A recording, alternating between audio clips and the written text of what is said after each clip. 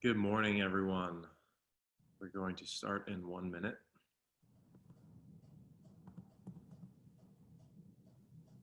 Just waiting for some participants to log in. The numbers are trickling in.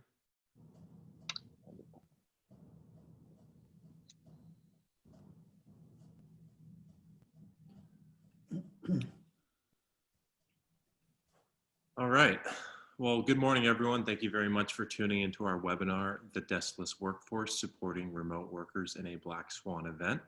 This is part of our COVID-19 webinar series. I hope everyone is doing well, remaining safe and healthy during this uneasy period. As a quick introduction, my name is Nate Hinman. I am a co-director of our enterprise tech vertical here at Plug and Play. Prior to kicking off the content portion of this webinar, I wanted to give a brief overview on Plug and Play for those who don't know much about us. We are a global innovation platform connecting Fortune 1000 organizations to emerging technologies around the world. We run over 16 different industry-specific accelerator programs that enable us to introduce our 350 plus corporate partners to new technologies relevant for their industry and their various internal use cases.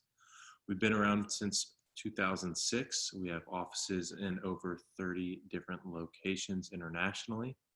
And we're very happy to have you join us here today for a session covering technologies that enable a more effective remote workforce. Next slide, please.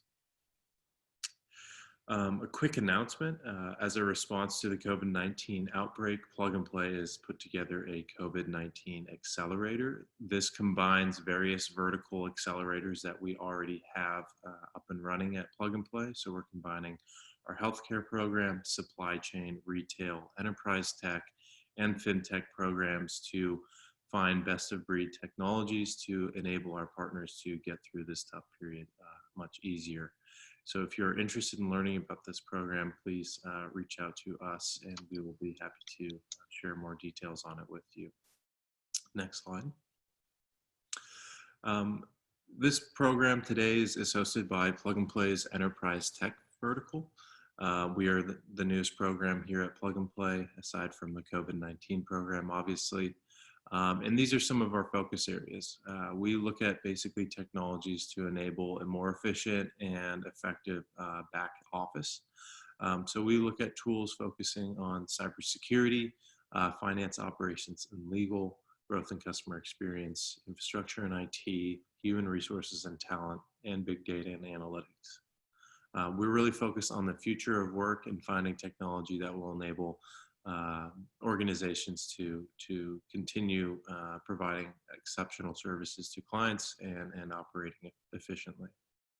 Next slide, please. We have a few upcoming events for the COVID-19 series. On April 7th, we'll have a session on supply chain fulfillment and last mile delivery. Please feel free to reach out for any of these upcoming events. On April 21st, we'll also have a supply chain consumer signals technology webinar.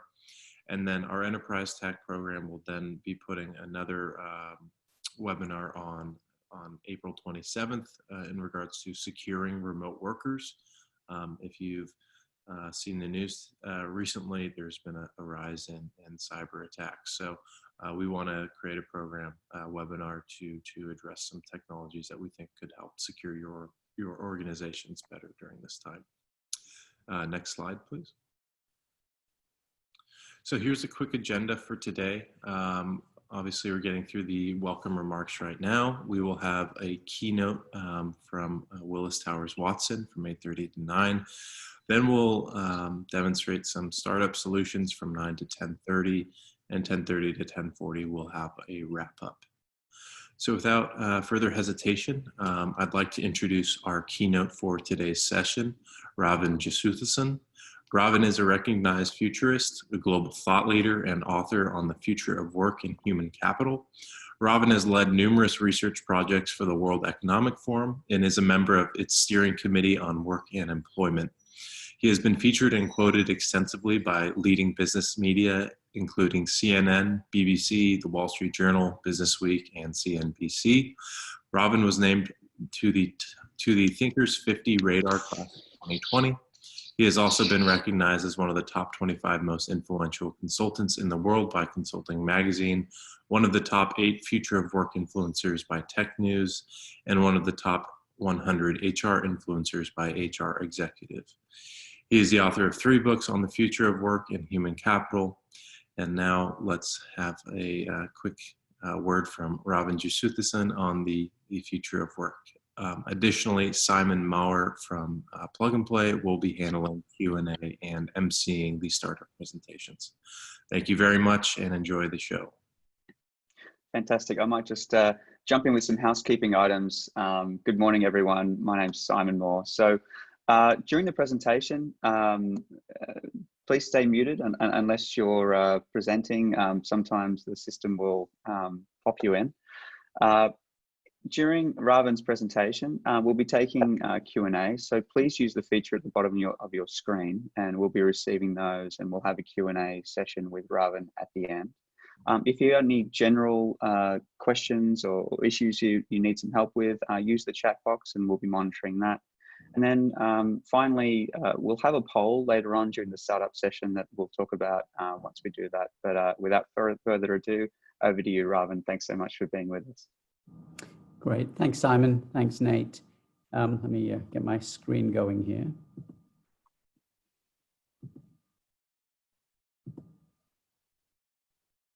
Hoping everyone can see that. Yeah, it's looking perfect. Great. Thanks, Simon. So good morning, everyone. Good afternoon, I guess, depending on where you might be. Thanks for the opportunity to maybe have a bit of a dialogue during some incredibly difficult times. What I thought we might do is share with you some of how we're seeing the state of the workforce evolve over the last several months, and how we think we might be seeing a bit of a reset to many of our global and acceptable norms around work. And then certainly, yes, to Simon's point, happy to take some questions. So first, a little bit of context to how quickly the situation has sort of evolved. Certainly there has been a lot of focus on the public health and societal implications about this pandemic, and obviously the economic implications by extension. But the workforce implications are no less profound. The World Economic Forum at the end of 2019 interviewed and talked to business leaders from across the G20 and the OECD. And less than 10% of them at that point said that any notion or idea of infectious diseases being a threat to the global economy was being considered. And this is on the heels, obviously, excuse me, of SARS and Ebola, which didn't quite have the impact that it could have had given timely intervention. Now, as we look at this, most companies around the world, as a result, had not really implemented remote working arrangements. You certainly saw some of those being implemented at large enterprises. They were more ad hoc rather than systemic. But overnight, as we all know, our world has changed. We've seen about a third of the workforce in some countries, maybe 40% in others, move to remote work arrangements. Anyone who can work remotely is working remotely today. Organizations who had no infrastructure in place have had to scramble to get Zoom access to Zoom for their employees and the like. And so we don't really have any comparable experiences for how work has evolved. But the thing that we know is this experience is not going to be undone when things get back to quote unquote normal. We have seen significant spikes in demand for cyber. I think it was Nate who mentioned that, significant demands for infrastructure and communications technology. And those significant spikes are not things that are going to go away, because what we are going to see is a continuation of the demands on this infrastructure for the foreseeable future, if not permanently. What I'd like to do is share with you a couple of things. What are some of the things that we're seeing that are happening, that all have already happened? And then what are some things that we expect to happen? And much of this is based on a report we just issued on Tuesday with the World Economic Forum on the mid and long-term workforce implications of COVID-19. So if you haven't seen it, it's on the World Economic Forum site, and it's a joint piece of work that we've done with them. Some of the things that we've all seen over the course of the last several months, organizations placing significant emphasis on taking care of their talent in the face of this very dramatic downturn, even continuing to pay hourly workers who cannot work because of office closures or because they are not able to work remotely. So the other 70% of how work is done, which can't be done remotely. For those individuals who can work remotely, ensuring they have the resources, the technology, the access to allow them to work in that manner through stipends and the like. We've seen various interventions around the world from retailers and financial services companies on ensuring that people are able to deal with this increase in expenses, and certainly expanded benefits or leave policies as employees have to deal with, schooling children from home, for example, and having to deal with all of the challenges of potentially 2 parents and 4 kids working from a confined space. So we've seen, I think, a very human-centric or employee-centric response, which is quite different from what we've seen in previous downturns. Those of us who've been around, and even not going too far back, but in 2008 and in 2001, what we often saw were the first reactions were reductions in force. Today, those are increasingly actions of last resort for many employers. So it's heartening to see that that human-centric view is taking perhaps some precedence and center stage. I mentioned this report that we've done with the World Economic Forum. As a framing for the report, we articulated 5 key principles for what we believe to be an ethical and responsible course of action for the workforce, building on those behaviors that I just talked about a second ago. So we certainly see this crisis as the defining leadership moment that it is. The World Economic Forum in Davos this year made a significant effort and a pivot to talking about stakeholder value as opposed to just shareholder value. And it's imperative that if this is in fact the defining moment for leaders, that the needs and outcomes for all stakeholders be considered as we plot the next course of action beyond the immediate impact of the virus. This is uncharted territory. None of us has ever been through anything like this. And so the need for an agile and continuous learning mindset to ensure that our response is continuously calibrated and recalibrated for the circumstances at hand is critical. Understanding the perspective of all the stakeholders involved and engaging them in the decision-making, listening to them, as well as engaging them on a consistent and continuous basis is going to be essential. The needs of the employees. This is not something that is going to be one and done in the short term, but we're going to see this continuous intersection of company and employee well-being, and understanding where the win-wins might be versus where the trade-offs might be is going to be essential. And then continuing to make decisions and taking actions with consideration for not just the near-term impact, but the medium and long-term impact of the business. And I'll go back to what I said on the previous slide. I think the focus on the workforce, certainly very heartening, certainly a manifestation of this focus on stakeholders and not just shareholders, but also I think a recognition that in the competitive environment that we're in, hanging on to talent that is going to be pivotal to the business model is going to be essential as well. And that may be the harder resource or asset to replace versus some of the other assets we might have. So against those 5 principles, we identified 4 potential action areas, and I'd like to just spend a few minutes at each of them to give you a sense and flavor of them. The first is, unsurprisingly, the topic of this webcast, is this shift and pivot towards remote or flexible working. We did a survey of flexible work arrangements in China, since that obviously was the first country to be impacted by COVID-19 in a significant manner. And what we saw was, lots and lots of people moving on to flexible work arrangements, and some feedback from employees in that country about, how did they think it was working? About 63% said they were supportive of remote work. For many of them, it was new, as it is for many employees around the world.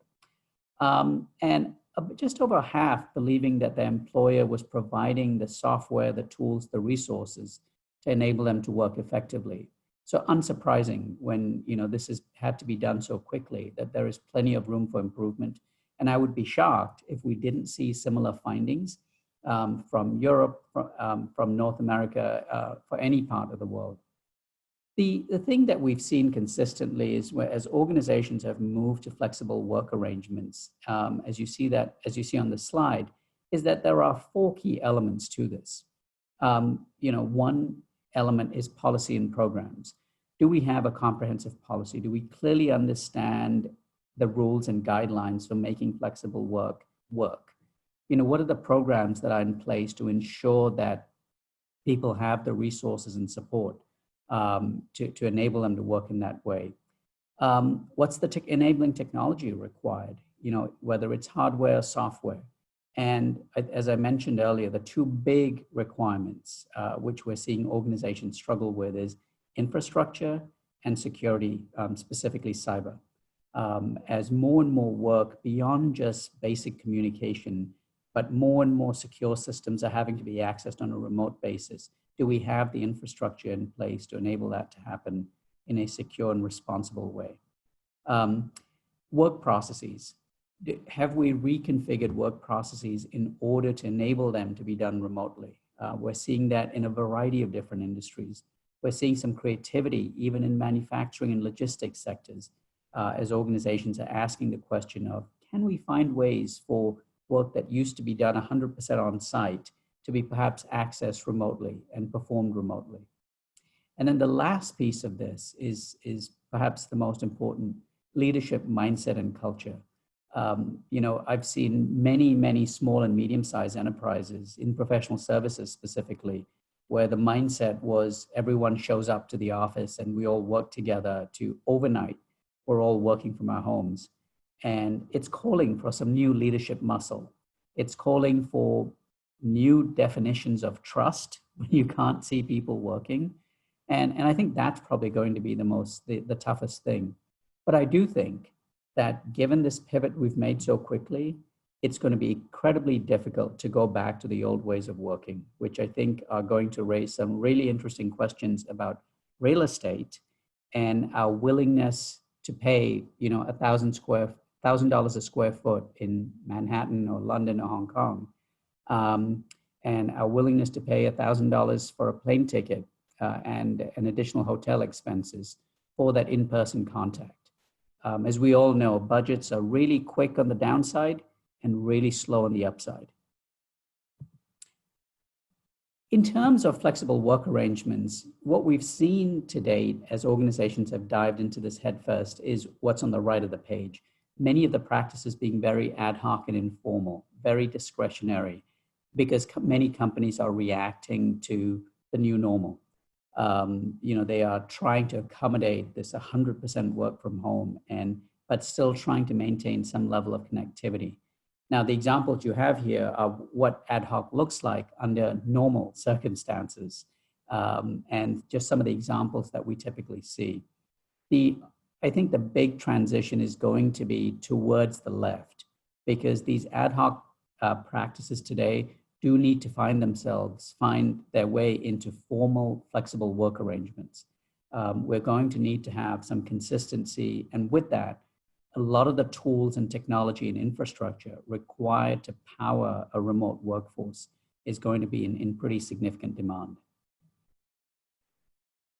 So if that's action area 1 related to flexible work arrangements, some of the other areas that we focused on related to work, one was just rethinking workforce strategy as a whole.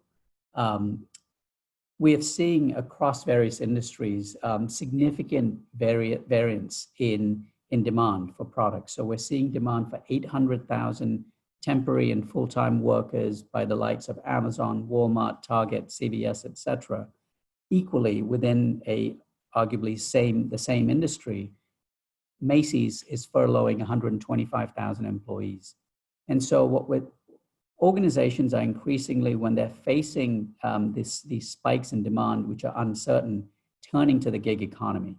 And as many turn to the gig economy to resource distribution centers, to resource demand fulfillment, it's essential that they are doing so in kind of an ethical way. And the World Economic Forum earlier this year, at the end of last year, developed a set of principles for what ethical and responsible platform work might look like. And so ensuring that as we are resourcing uncertain demand, we're doing so in a way that's ethical and responsible.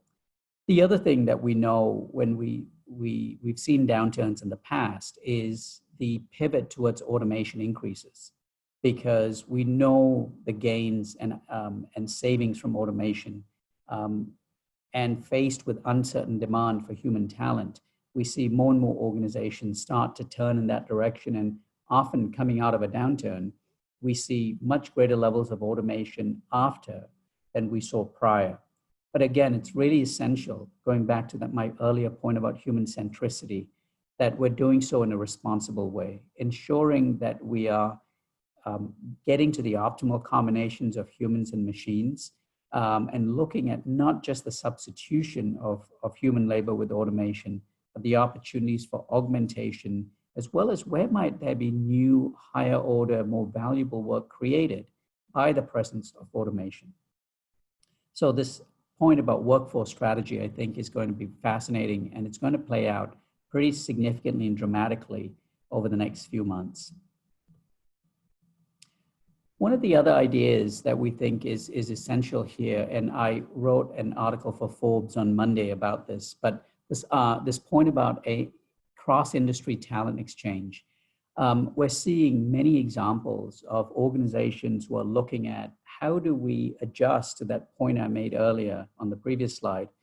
As we see a spike in demand and others are seeing a dramatic decrease, how do we facilitate transitions of workforces beyond just the old method of someone being furloughed, they then have to apply for unemployment benefits, they then have to apply for a job in a distribution center at Walmart, and then get their skills assessed, and then get a shift, pick a shift, and then get redeployed.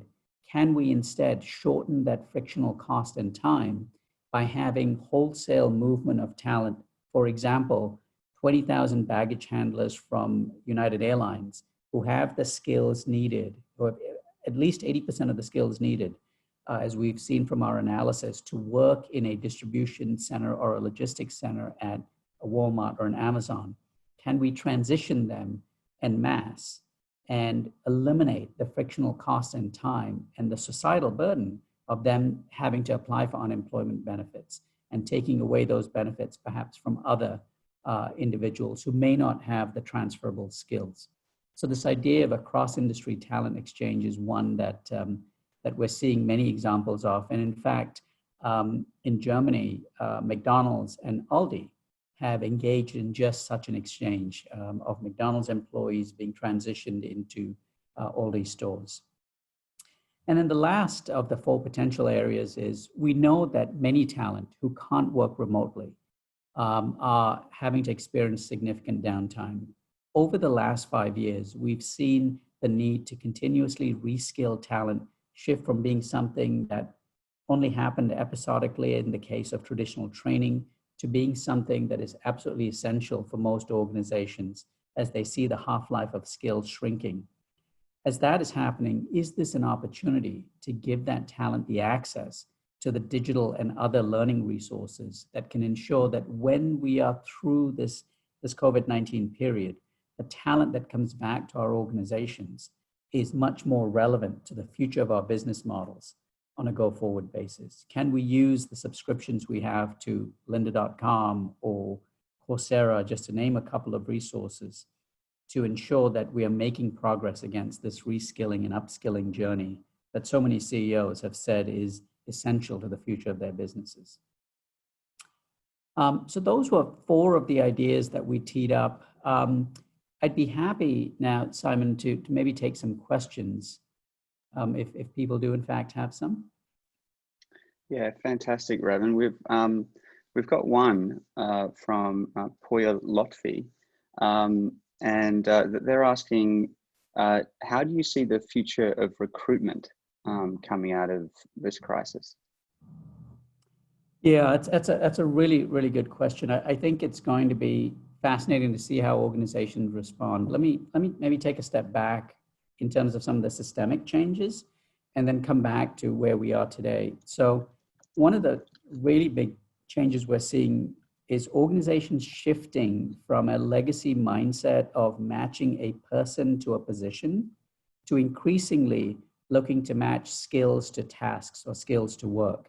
And what that's driving is, for many organizations, this idea of internal marketplaces for talent, so that they are better able to make use of the talent they have today within the organization, have greater visibility to the skills they have, can more effectively deploy those skills to work, versus the traditional model of, oh, I have to move this person from a job in accounting in the US to a job in technology in India or Singapore, for example, just to give an extreme example. So a much more flexible approach to resourcing. We are seeing in many industries a significant decline in whether it's internships, offers being sort of put on hold, etc. So I do think we'll go through a bit of a trough as organizations look to sort of hold the line on recruiting, given the uncertainty coming forward.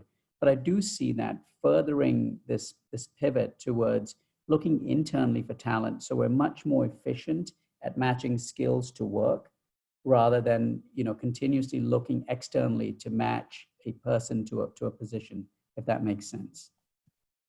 Yeah, that's great. And there's a related question here from Michael Blakely, who asks whether organizations run the risk of losing some of their best talent once the situation returns to normal. And he mentions the example of Aldi and McDonald's doing some talent sharing.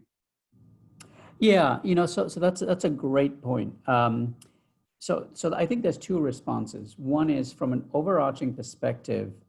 Every deed is going to go observed. There's a reason why companies are taking such a human-centric view, because many know that their reputations could be irreparably damaged if it's viewed that they are being callous or don't have the regard for their workforces. And so those things are going to stick with organizations. So I think many are acutely aware of that, given the very transparent world we live in. But to the specific point that Michael raises about the talent exchange, that is an interesting question, right? Because, and the way we've seen this play out is there are potentially three models for making the exchange work. One would be to say, you know what, my business is in such dire straits, I'm going to furlough my employees and then make it really easy for them to get work with a third party. So I'm going to use my corporate relationships to transition talent over. And I'm going to take the risk that, when my business comes back, they'll want to come back. Now, there is that stickiness if you're talking about unionized employees, because obviously if you're just to pick an example, if you're a baggage handler from United going to be someone working in a distribution center in Walmart, you've got significant benefits that you have still in place at United, which you're going to want to get back to as quickly as possible to keep accruing them. But that may not be the case for non-unionized employees. There are other instances where organizations have said it's not going to be this laissez-faire approach of we'll let people go and we'll just provide an introduction. Rather, we're going to have a company-to-company exchange where the relationship is at the company level, and we'll transition people in exchange for a payment.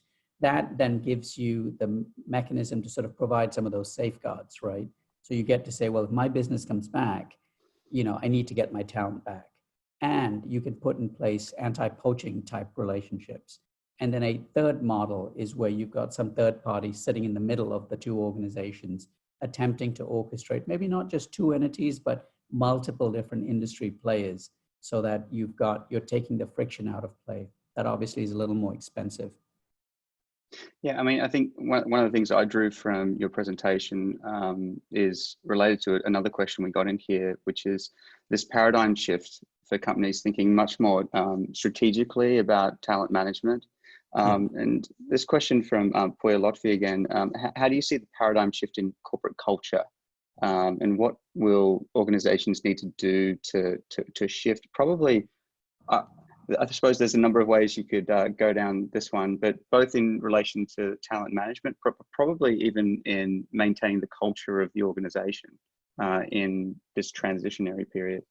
Yeah, it's a really great question because, and we've been seeing this start to happen in the last 3 years, where the traditional model of culture was that it extended to the walls of the organization, right? And it was something that we shared between 9 to 5. And if you think of all the things that we've done over the last 2 or 3 decades to chip away at that, work is now being done remotely. Work is being done across organizational boundaries with independent contractors and outsourcers and alliance partners and RPA vendors. What you're seeing is more and more of leadership moving to the edges and culture becoming even more critical, but it's being defined in a fundamentally different way. It's more about the shared set of experiences and relationships we have, as opposed to the traditional confines of the enterprise.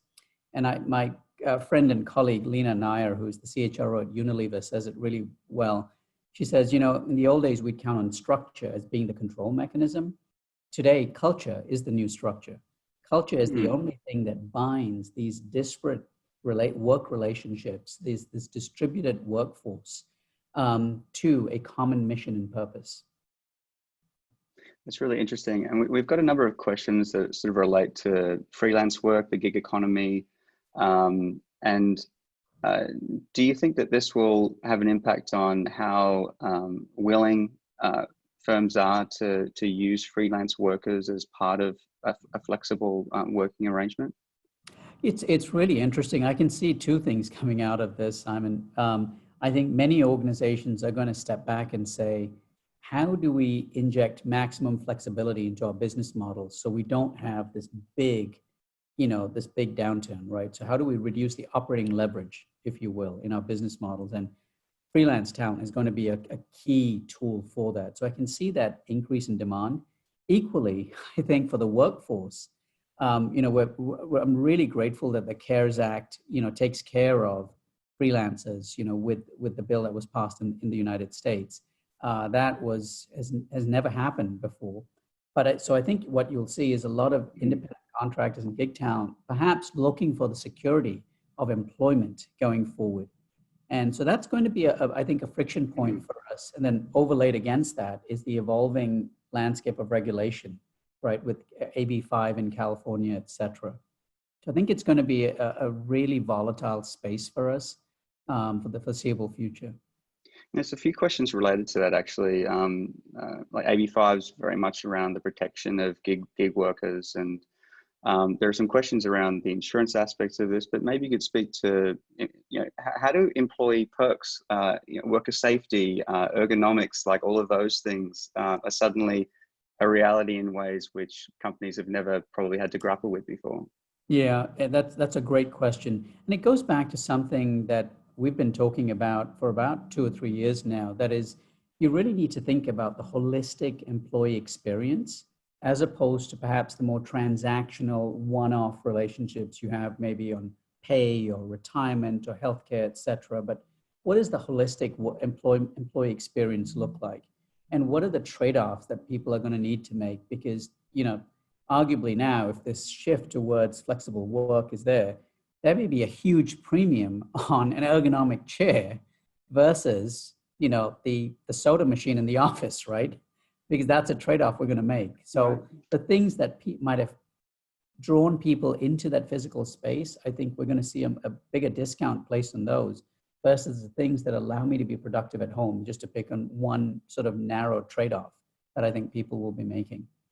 And are you seeing any interesting trends or firms coming up with creative ways around employee perks to attract the best talent to stay in place but work for them? Oh, I think we're seeing a lot of interesting things. It's, that many of the interesting things we saw, leading up to sort of the end of January have sort of been put on the back burner for now as companies have sort of really started to focus on how do I, sustainably reset my business model, Sure. given a new set of realities. I mean, and that goes to the question of performance management. Typically, a lot of companies employ sort of lean methodologies, visual walls, making sure there daily stand-up huddles, all of those kinds of things. Could you speak to what you see as sort of best practices in terms of performance management across a firm, making sure that people aren't watching TV, but they're on point, those kinds of things? Yeah, and this goes back to that, big spike in demand for infrastructure, right? Some really simple and basic rules, for managers who are very uncomfortable not seeing their employees work in the, at the desk next to them, which are many, even in this day and age. But it's, every time we have a check-in, let's have a fixed time for a check-in. Every time we have a check-in, the camera's on. Every time we have a team meeting, let's have cameras on. Tracking, looking at how people might be sort of performing on deliverables, having more frequent interactions so that there is a little more visibility perhaps. But it is a massive challenge because you're never going to ever replicate the sense of quote unquote security that you got from looking across the desk to see that someone's got their head down, right, working at something, versus now, I think it's going to drive much more of a focus on deliverables. And frankly, I think there is a big downside to it because for those of us or everyone on this webcast, right, is a knowledge worker. The work-life balance thing has completely evaporated, right? I don't know about you, but my days are just like, 15 or 16 hours long in terms of work. It's unbelievable. My commute has shortened incredibly. It's from my That's bedroom right. to my dining room, but That's right. there is no work-life balance. It's just one thing. It's really interesting. It's almost like we need a new set of norms. And I'm wondering whether you've seen any work on that, like establishing new sort of rule sets around, being that we're not spending time on the commute, we're available from 7 to 7. How are companies sort of thinking about establishing those new norms for the workplace, or even the boundaries around, well, what does the work week look like? Does it work like a 4-day work week now? Because you're really squeezing out an extra day a week out of people just by virtue of the fact that the commute's gone. Yeah, that's a great question. And I'll go back to that slide I had, on the right were the ad hoc sort of work arrangements. The organizations who are really mature at this, and many in financial services, for example, have for the last 3 or 4 years been very disciplined about this. Rules like there will be no email sent on a Sunday.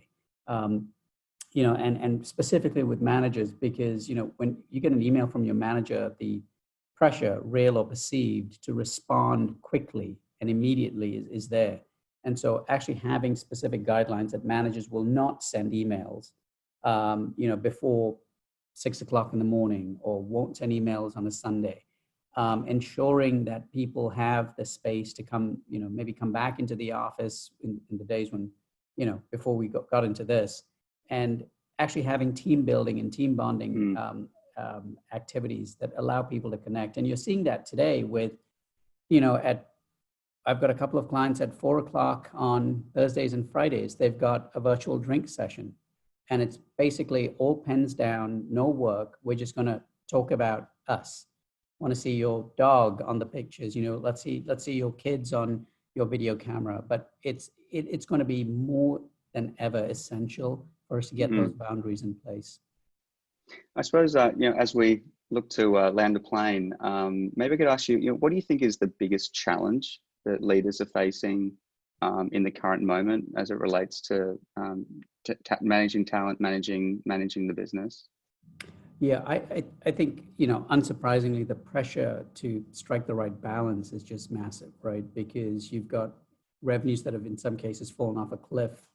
You've got the pressure so you've got the pressure that from your shareholders, you've got the pressure to do the right thing by your workforce.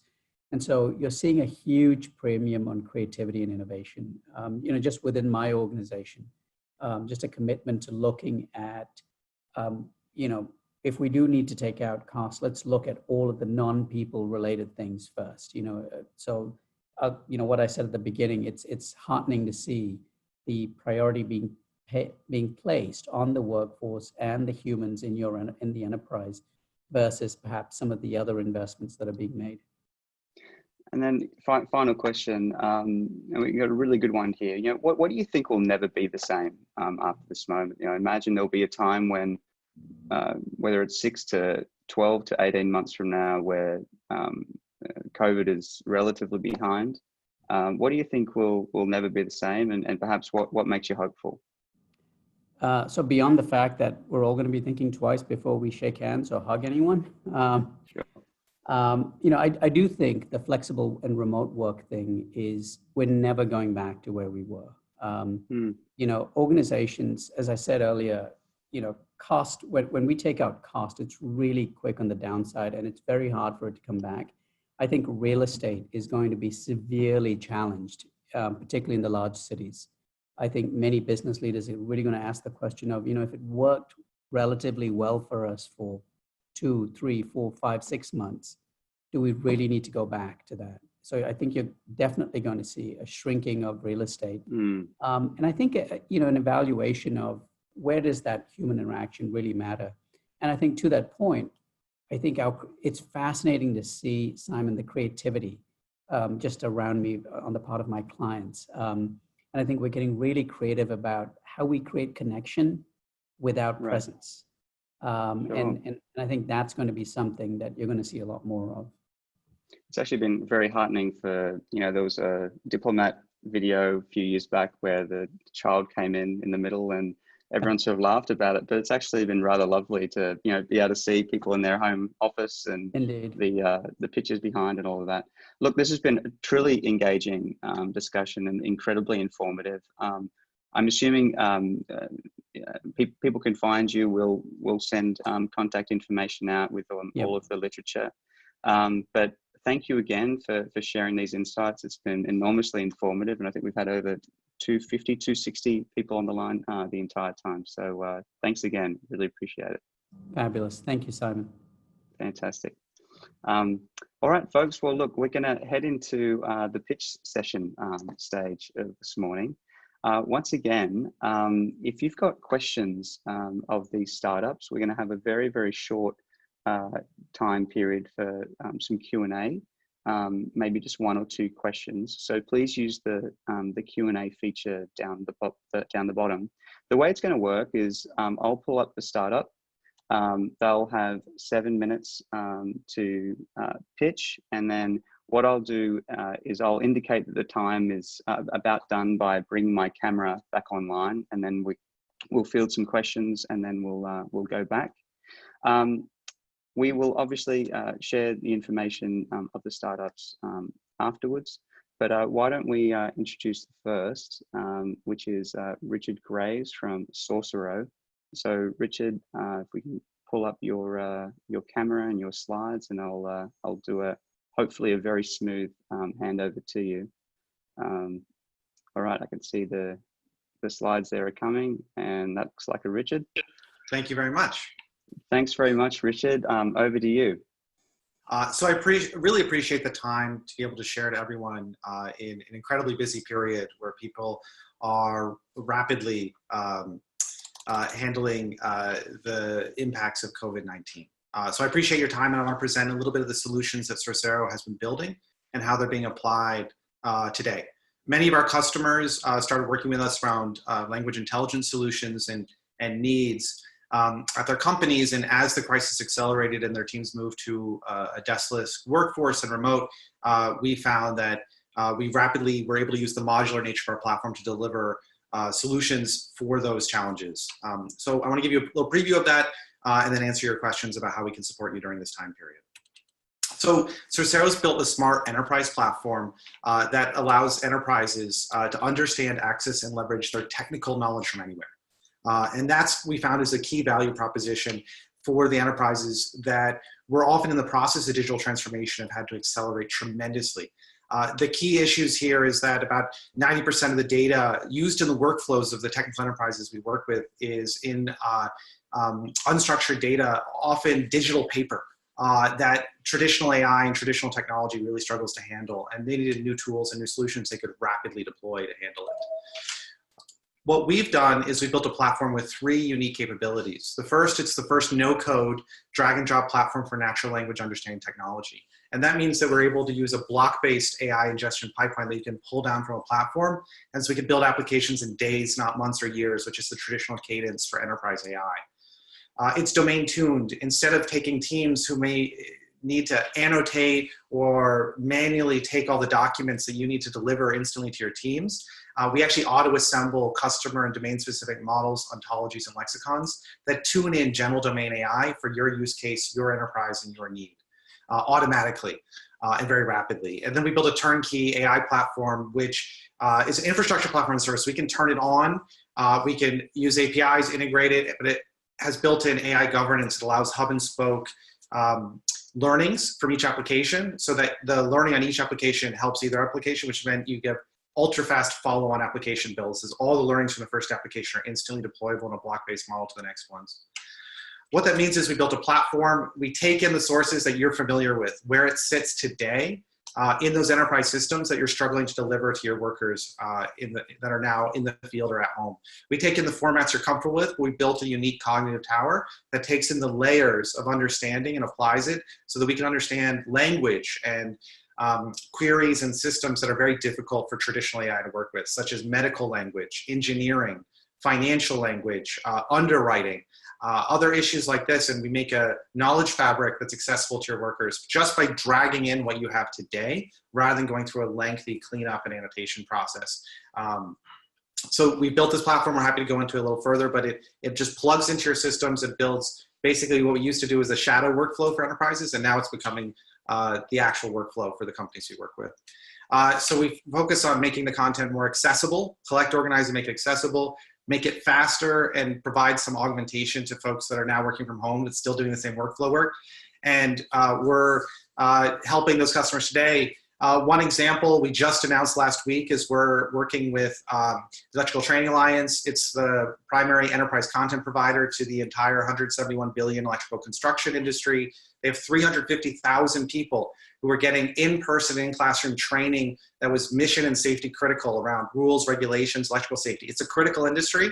We're working with them to make it remote, make all that information accessible. We have a 3-year partnership, and we're making digital content delivery training and on-demand performance support, taking passive content, make it accessible mobile, even via SMS in places where there's low bandwidth and people don't have the devices at home. That might be a desktop or a laptop you might have in some industries. So we did that with our platform. We were able to rapidly spin this up by just taking the individual modules and chunks out of our platform to build a knowledge application layer for technical knowledge delivery. We're able to select those elements and rapidly deploy it.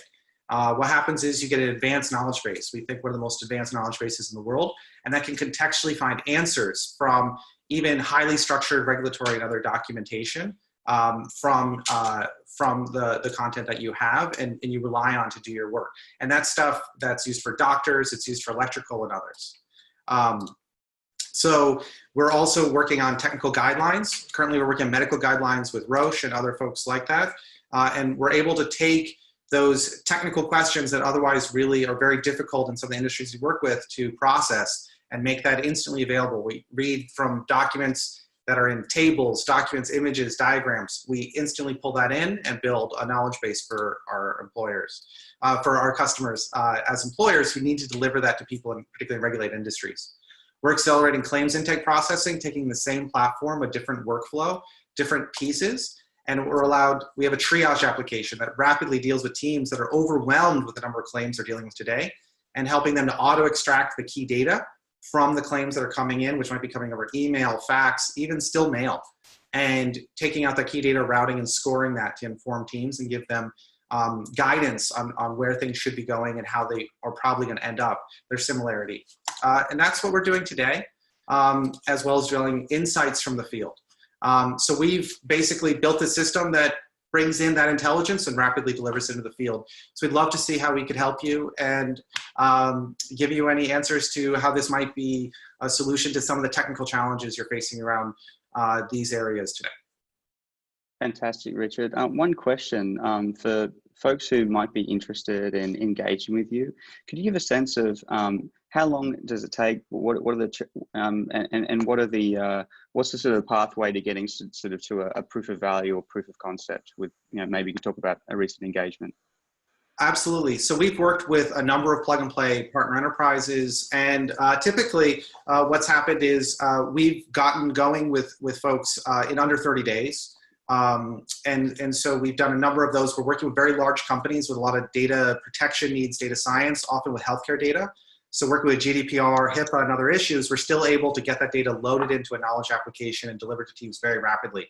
And because of that block-based no-code interface, we're able to give teams the ability to very rapidly remix and deliver subsequent applications to solve those problems. We think it's the fastest way to deliver some of these technical knowledge applications, and we're really hopeful that it can help more of the enterprises that are struggling with this today. Perfect. Thanks very much, Richard. And so for our audience, there should be a little pop-up screen that'll ask you a little Q&A about if you'd like to follow up with Sorcero after the event. We'll collect that and make sure that connection's made. But thanks so much, Richard, for the great presentation. Appreciate it. Thank you so much. All right, so our next startup, there's the poll. So for everyone, it should be on your screen now. So for our next startup, we've got Shir Parekh from Jam. Shir, apologize if I got the pronunciation of your last name wrong. But you're there. Time to bring up your slide, if that's there. Team, you're going to hand over the... Perfect. You should be able to see that if you can. Smooth as silk. Okay. All right, mate. 2 for 2 so far. Over to you. Good okay. Good stuff. Hey guys, I wish you was under better circumstances, but I'm very excited to be here and for you guys all taking the time. My name is Shir Parekh. I'm the founder of a company called Jam. And with Jam, more so now than ever, what we believe in the genesis for why Jam exists is that what we talk about in that of a crisis of communication happening in today's workplace. And what that means, let's see if this works. Yeah. What that means is that in today's networked age, in today's employee experience, we somehow tricked ourselves into believing that the elusive things like innovation and employee engagement and collaboration come through persistent online communication, right? So you see this proliferation of communication tools that have really just made the employee experience incredibly noisy, right? But if we take a step back and we really think, it's kind of a crazy thing to think that's where those things like innovation and creativity come from. They come through what we talk about as casual collisions, right? So different employees within the company with different perspectives coming together in a way that unlocks the things like the innovation and engagement and creativity that we all know moves businesses forward. But the problem is that in today's, again, in networked age, as well as now as more employees are going working remotely, these casual collisions are becoming a rare occurrence, a rare breed in the organization, right? So as a consequence, though we are persistently connected 24/7, no one really within an organization is talking to one another. And that's why we're building Jam. And so with Jam, we know that more increased face-to-face conversations that are otherwise not happening within an organization can do wonders for a company's bottom line. And so very simply, the tool that we're pitching today, and that we have the capability to stand up and that what we've seen a spike of interest over the past few weeks, is very simply a tool that can recommend and schedule face-to-face conversations between employees. And it's designed primarily to increase knowledge sharing across different teams and different offices and different silos within a company. And so diving a little to how Jam actually works, and we can actually use a real example here. The first point to make very clearly is that Jam works on an opt-in basis, right? We don't believe in mandatory fun or forcing a certain employee experience, right?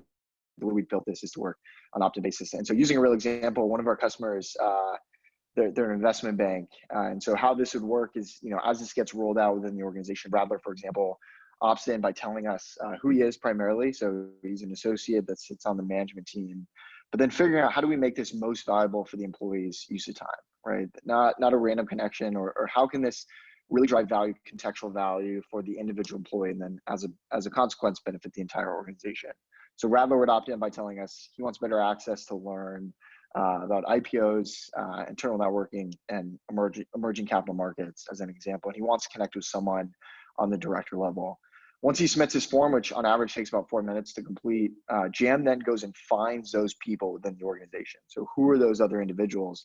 And then the way we've built the user experience so far is actually to take place within your company's calendar system, right? So as knowledge workers, we live and die by what is on our calendar. And so by integrating into that workflow, employees already, as a consequence, know how to use JAM. And so what would happen here is, based on those interests, right, that Rattler said this would be most useful for my time and what I'm interested in getting connected with, we would set up a 30-minute calendar invite based on his availability. For example, here he's been connected with Robin, who is someone on the director level and works within emerging capital markets, and then as well as Grant, who sits on the TMT team. Rattler's going to treat this, as well as Robin and Grant, just like any other calendar invite that they get on their daily basis. And then once it's finalized, it kind of leads up to the magic of why JAM exists, where Rattler's going to take, that group is going to take 30 minutes and then leverage that conversation to access the information of the people that they've already indicated that would be the best use of their time, right? And so JAM's going to send along talking points, as well as more information on who these employees are to make the most of a useful conversation. And of course, we've already built this option over the past year, but now it's the default that as everyone is working from home, face-to-face also entails embedding either a Zoom link or a Skype link for these conversations to take place.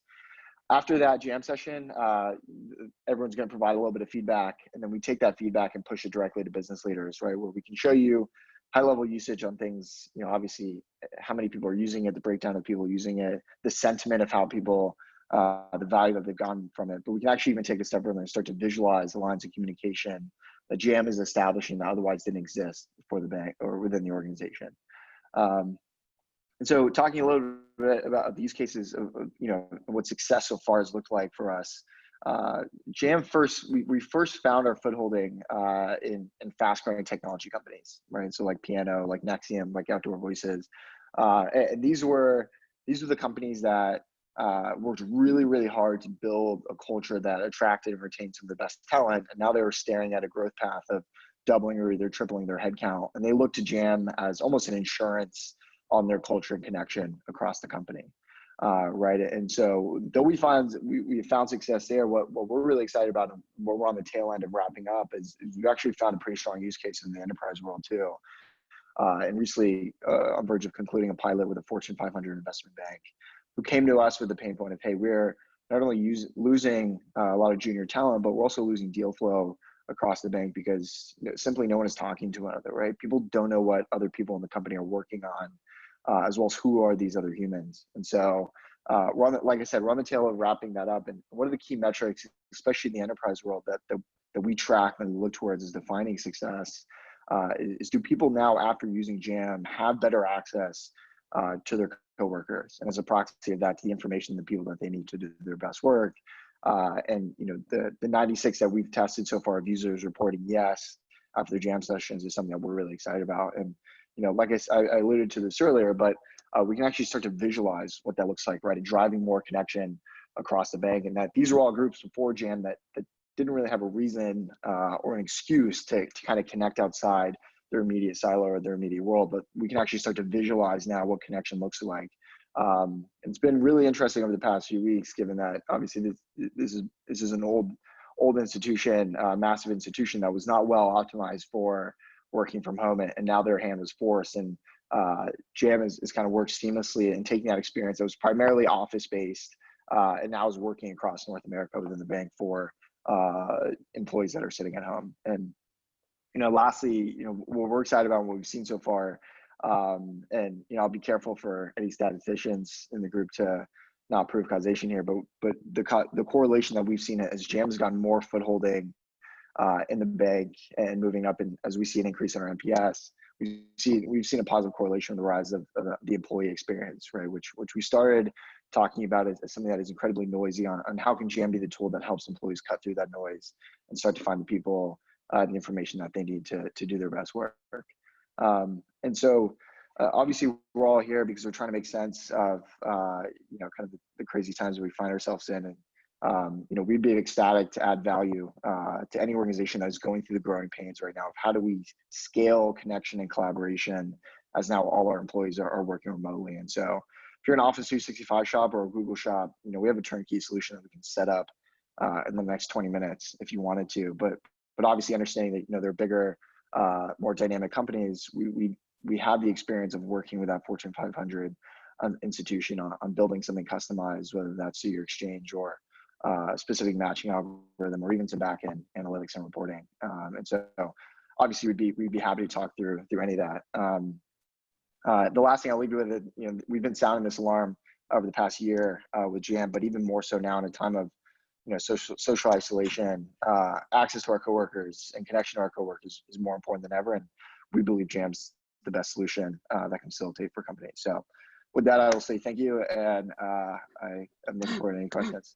That's a great image at the back there. Thanks, Shay.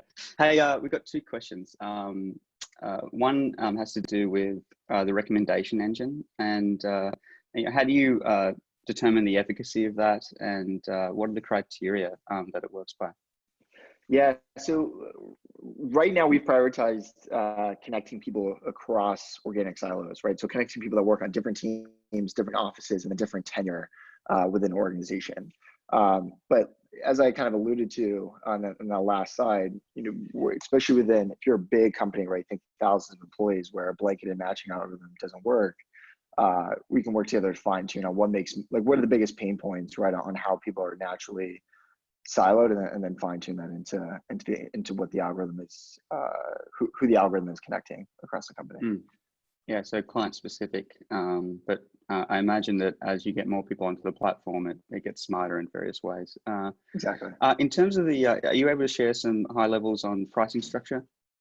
Yeah, so we have taken this on a case-by-case basis, especially kind of in the enterprise world, right? I think for the self-serviceable model that we do have, if you just wanted to get something up and running, right, say within a small section of just a sales team, right, of a couple hundred people, we've priced that for that turnkey solution in the ballpark of $400 to $700 a month for the unlimited Jan sessions, unlimited users, and those analytics and reporting. Where it gets interesting, the conversation is open, and especially now, today's times of a bigger need. If there's interest around a customized matching algorithm and how we implement it, those numbers would fall from there just on a customized solution. But that's the ballpark range we typically worked in. Fantastic. Well, thanks for the great pitch. Thanks for spending the time with us this morning, Shay. For our attendees, we've got the poll up, so please take a look at that, and we can connect you directly afterwards. But otherwise, we'll certainly send the contact information to everyone after this session. So thanks again very much, Shay, and we're going to hop on to our next startup. Thanks for spending the time. Yeah, appreciate it. All the best. Awesome. All right, folks, let's move on to our next one. So we've got Corey Haynes from Vimo with us this morning. Hey, Corey, I can see you. Can't hear you just yet. Good. Can you hear me now? I can hear you now perfectly. Fantastic. Awesome. Over to you. The floor is yours. Great. And I'm going to start sharing there. All right. Can you see the screen okay? Oh, it looks lovely. Great. Go for it. So thank you, everybody. Really great webinar. And in these times, it's great to have these opportunities to collaborate. So nice to talk to real people, even if it's virtually. Corey Haynes, I work at lead the go-to-market for Vimo. And we're going to talk about how we increase productivity during the most challenging times. So Vimo is really dedicated to help deskless sellers sell more. And we know that by the fact that, look, over 20 million connected devices exist globally. It's 3 devices per person. We understand the United States has 95% penetration on phones. 77% of that is smartphones. 71% of people in the workforce use their phones at least 2 hours throughout the day, even while at work. And more alarmingly, like 60% of them sleep with their phones. So phones are connected devices, no doubt. And what we try to do is use the phone for sellers to make it easier for them to capture information. by using the native features on the phone. So being able to record geolocation, being able to link into your calendar, being able to use voice navigation is really important, because nothing is worse than when you're out in the field or doing things and you have to administratively log in your information. Why not capture that through the phone, through our technology? We also use winning behaviors. We know that your salesperson who is the best does 10 times more than your average seller. So we try to replicate those behaviors: how many calls, how many activities, what collateral are they sending, and then marry that to the device where now you have deep context into what is the highest propensity to close business. So what are the practices and activities that your best sellers are using, and how can you democratize that across your whole sales team so that you raise the bar and increase revenue? More importantly, we use AI for nudges. So we learn those best behaviors and then give nudges contextually to the actual reps in the field. So they know what the next best action should be, what the next best cross-sell should be. From a compliance standpoint, have they filled out a needs assessment for suitability before we recommend a product? So those nudges are really democratizing the information and coaching across the board. And they also act as a way to make sure that your teams are following the program or following compliance if that's needed in your industry. And we work with large multinational teams. We've been built on a stack of workflow. So understanding the process for insurance companies that we work with, when they submit a quote, what's going on in underwriting. When we work with commercial banking and they want to know what's going on with the lending process of underwriting, all of those different workflows are important. As a health insurer, what's happening with the benefits portion of it, and what are the carriers actually evaluating? So all that process is leveled in the tool. We use relationship management, your current CRM, so you don't have to replace a CRM. We leverage that information, pull it into activity management, and make sure that we're gearing towards engagement. Not just what happened in the past, but what's going to happen in the future, and how will that lead to better performance? That performance leads to analytics. Those analytics lead to intelligence, and that's where the nudges come in. And so that's really what we've been doing for the past 5 years, 7 years. But we understand that you need that one solution, and we integrate with all those different features with your phone, with your web conferencing, Zoom, auto prioritize the leads that come in so that they're tiered of who's the best lead to contact based on engagement, based on profitability. We capture engagements proactively so you're not putting in information at the end of the day. And then we give you actionable insights. So there's proactive information actually coming from the tool, not just capturing what you did and reporting it, but actually recommending a next best action. And then instant feedback is important. Nothing worse than when you're selling in the field and you don't know how the deal went or what you could improve upon. Well, from CSAT scores, even your coach, your manager being able to call you after the meeting because they're nudged is crucial. And so that's been a really core platform for us and increasing sales. And anybody on this call that's interested in that, we'd love to talk to you more about it. But we also know that, we're in this Black Swan event, right? And Nasib Taleb called it, it's where everything is just really off, right? So a rare event that's beyond the realm of normal and expectations in history, science, and technology. So you have to be empathetic to that, and you have to innovate. And COVID-19 has really forced us to really think about how do we think about our current customers in this need and expand our product so that they can really see this new world that they're in to help them with 3 key things.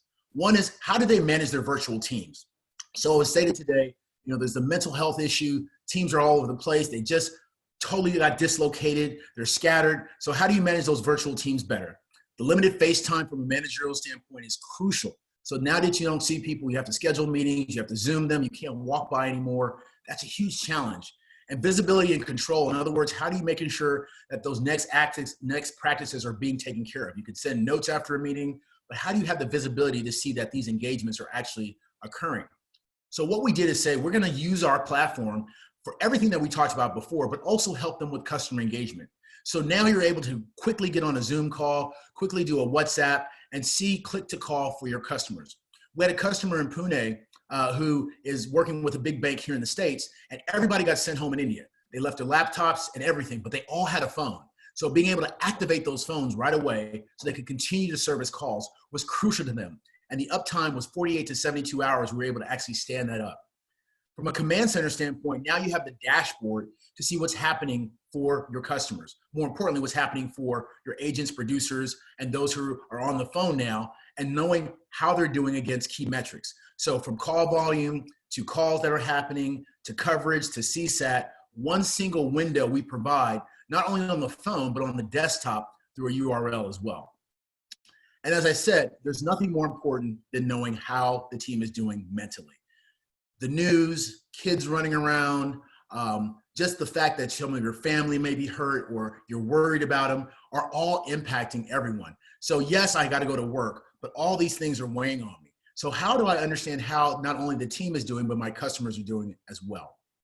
So as we wrap up, I think the thing to think about is when you're having a call center and you're having these capabilities, having call facilitation, task distribution, and data privacy, using the platform that we have is crucial. So immediately switching over is difficult, takes weeks, but we do it in a matter of days.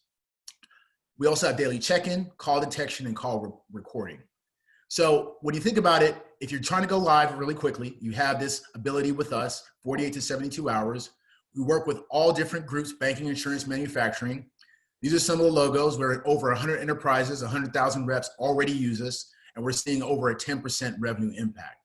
So we want you to be safe, stay engaged, and if these things resonate with you, we'd love for you to contact Vimo at sales@vimo.com. Thank you. Fantastic and great presentation, Corey. We've got one question here, and I'll just say for our audience, we've got that poll should be right up if you'd like to get connected. Obviously, you can connect direct. One question, are you looking at expanding into industries outside financial services? And one of the other questions we often get from across the globe, and we've got a global audience here, is which geographies are on the roadmap? Yep. So I'll answer bottom up. So we are in Asia, we are in Singapore, we're in Japan, we're in Australia, United States, Canada, and I did think I said India. Industries we've worked with distribution, merchant services from Gojek, like you said, banks, DuPont as a manufacturer. So we've been in, call it light manufacturing, merchant services, and of course, banking, finance, and insurance. And more recently, we've been pulled into some tech companies as well, and health insurers and PEO companies. Yeah, so very much industry agnostic. Yes, very much. If you have a sales team, we work with you. I think that's most companies. Yeah. Yeah, very good. Well, look, Corey, I think that's it for the questions. So really, really appreciate your time. Thank you. Thanks very much. Thanks for being with us. We'll shift on to our next startup for this morning, but thanks for spending the time with us. So friends, our next startup is Jam, and I believe we'll have Badri Rajasekar coming on the line. So Badri, if you pull up your video here and your slides. And just a reminder to our audience, which is still really, really strong, which is great. There's a Q&A box right at the bottom. So as you have questions for the startups, please send those in, and I'll do my best to synthesize them and give them over to Badri. So Badri, I think you're on mute right now. Hi, everybody. I'm Badri, founder and CEO of Jam, and would love to talk to you all about a little bit of what Jam does and why we built Jam. And we think it's pretty topical as people are beginning to start to work from home and work remotely. Like most applications, the genesis of Jam came from a very personal need. We are a team that truly lives and breathes remote work and are spread across San Francisco, Perth, Sydney, and Barcelona. And like a lot of you out there, we ran into some things that we thought could be solved better. As you can see, one of the big issues with working from home or working remotely is that teams don't feel very connected, or people feel isolated and lonely and don't feel connected to the mothership. And this is becoming increasingly a significant problem as more and more companies begin to have flexible work schedules or begin to start building out remote and distributed teams. So this was something which we acutely felt as a remote team as well.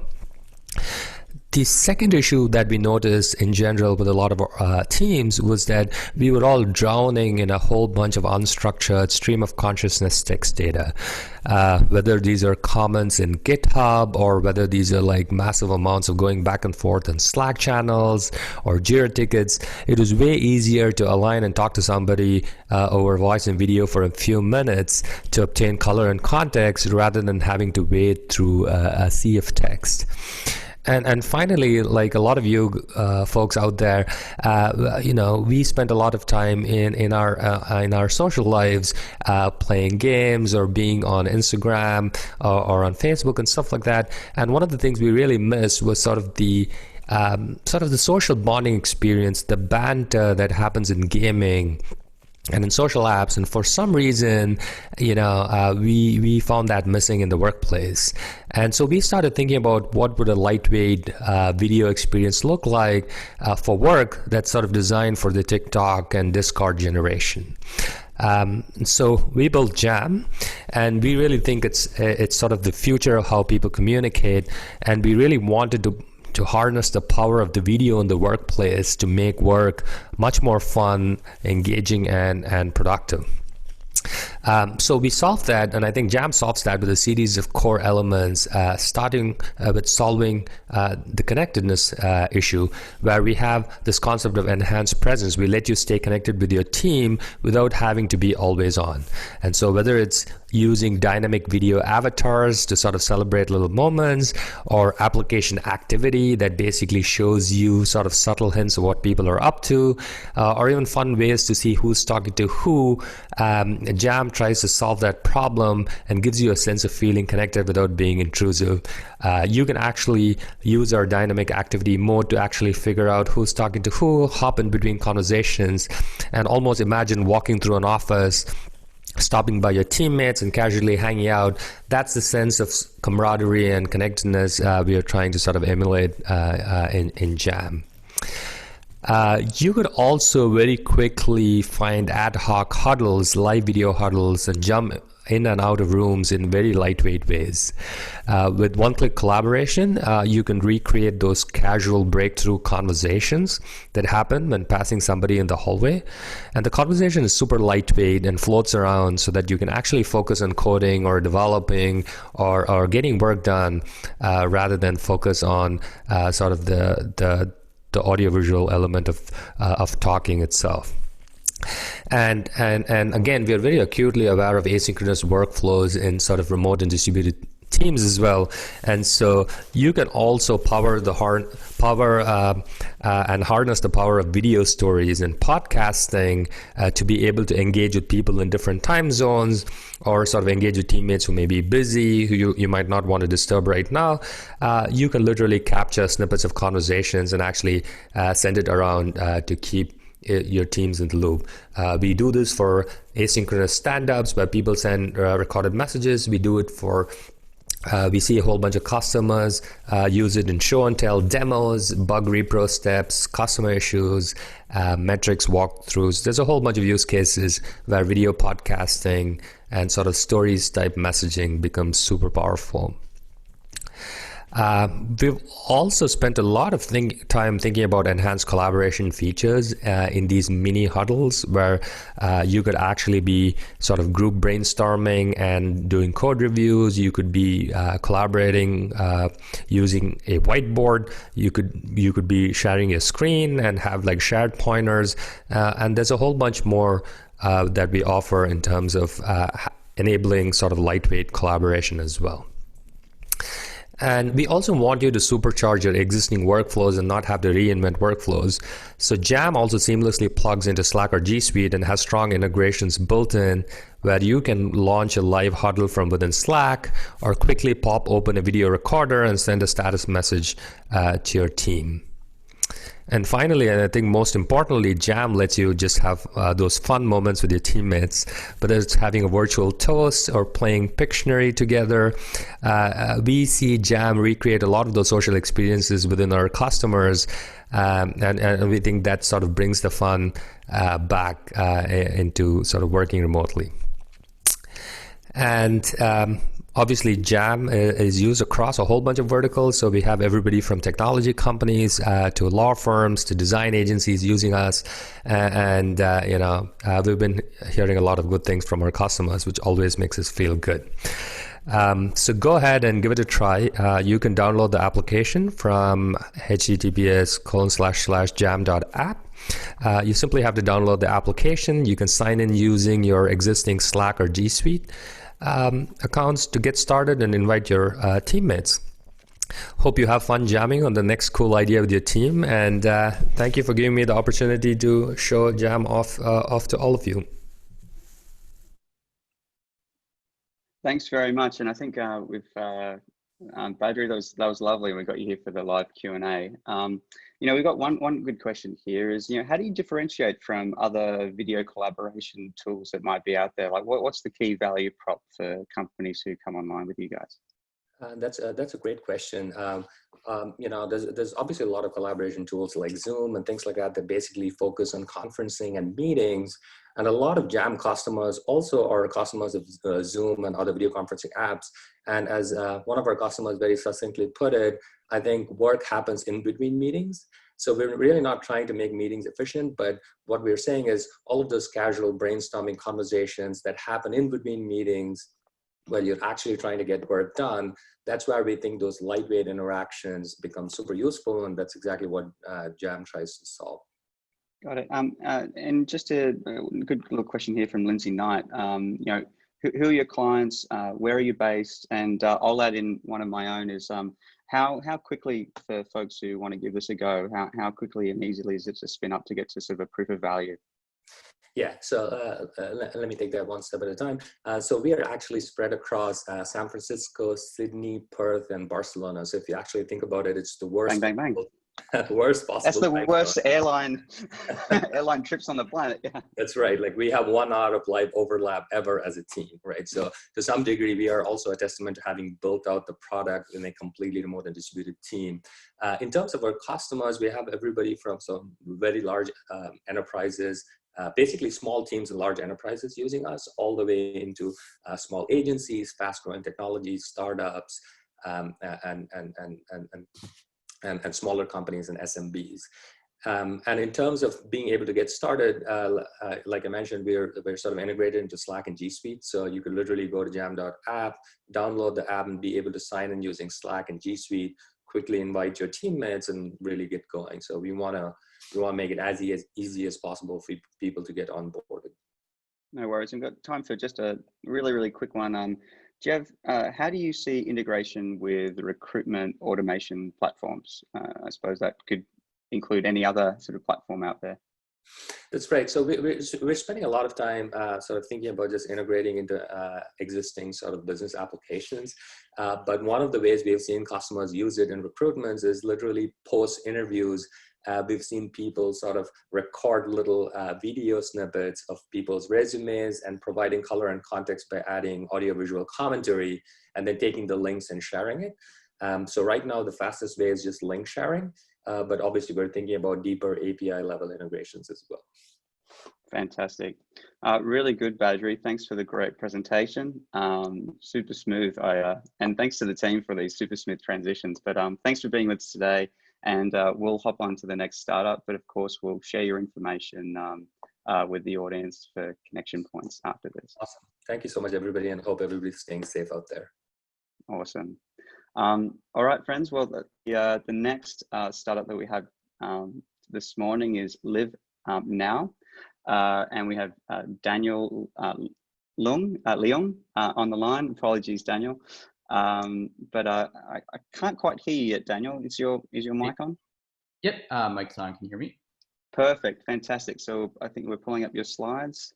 Yep. Cool. Fantastic. All right, the stage is yours. Go for it. Awesome. Thanks everyone for your time. Thanks Plug and Play for organizing this. My name's Daniel. I'm the founder, CEO of Live Now.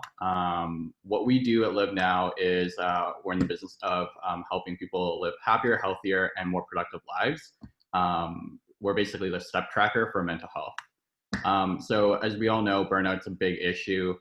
And a recent poll done by UK found that because of COVID-19 and the changes in our lifestyle, anxiety levels are quite a bit higher than they normally are.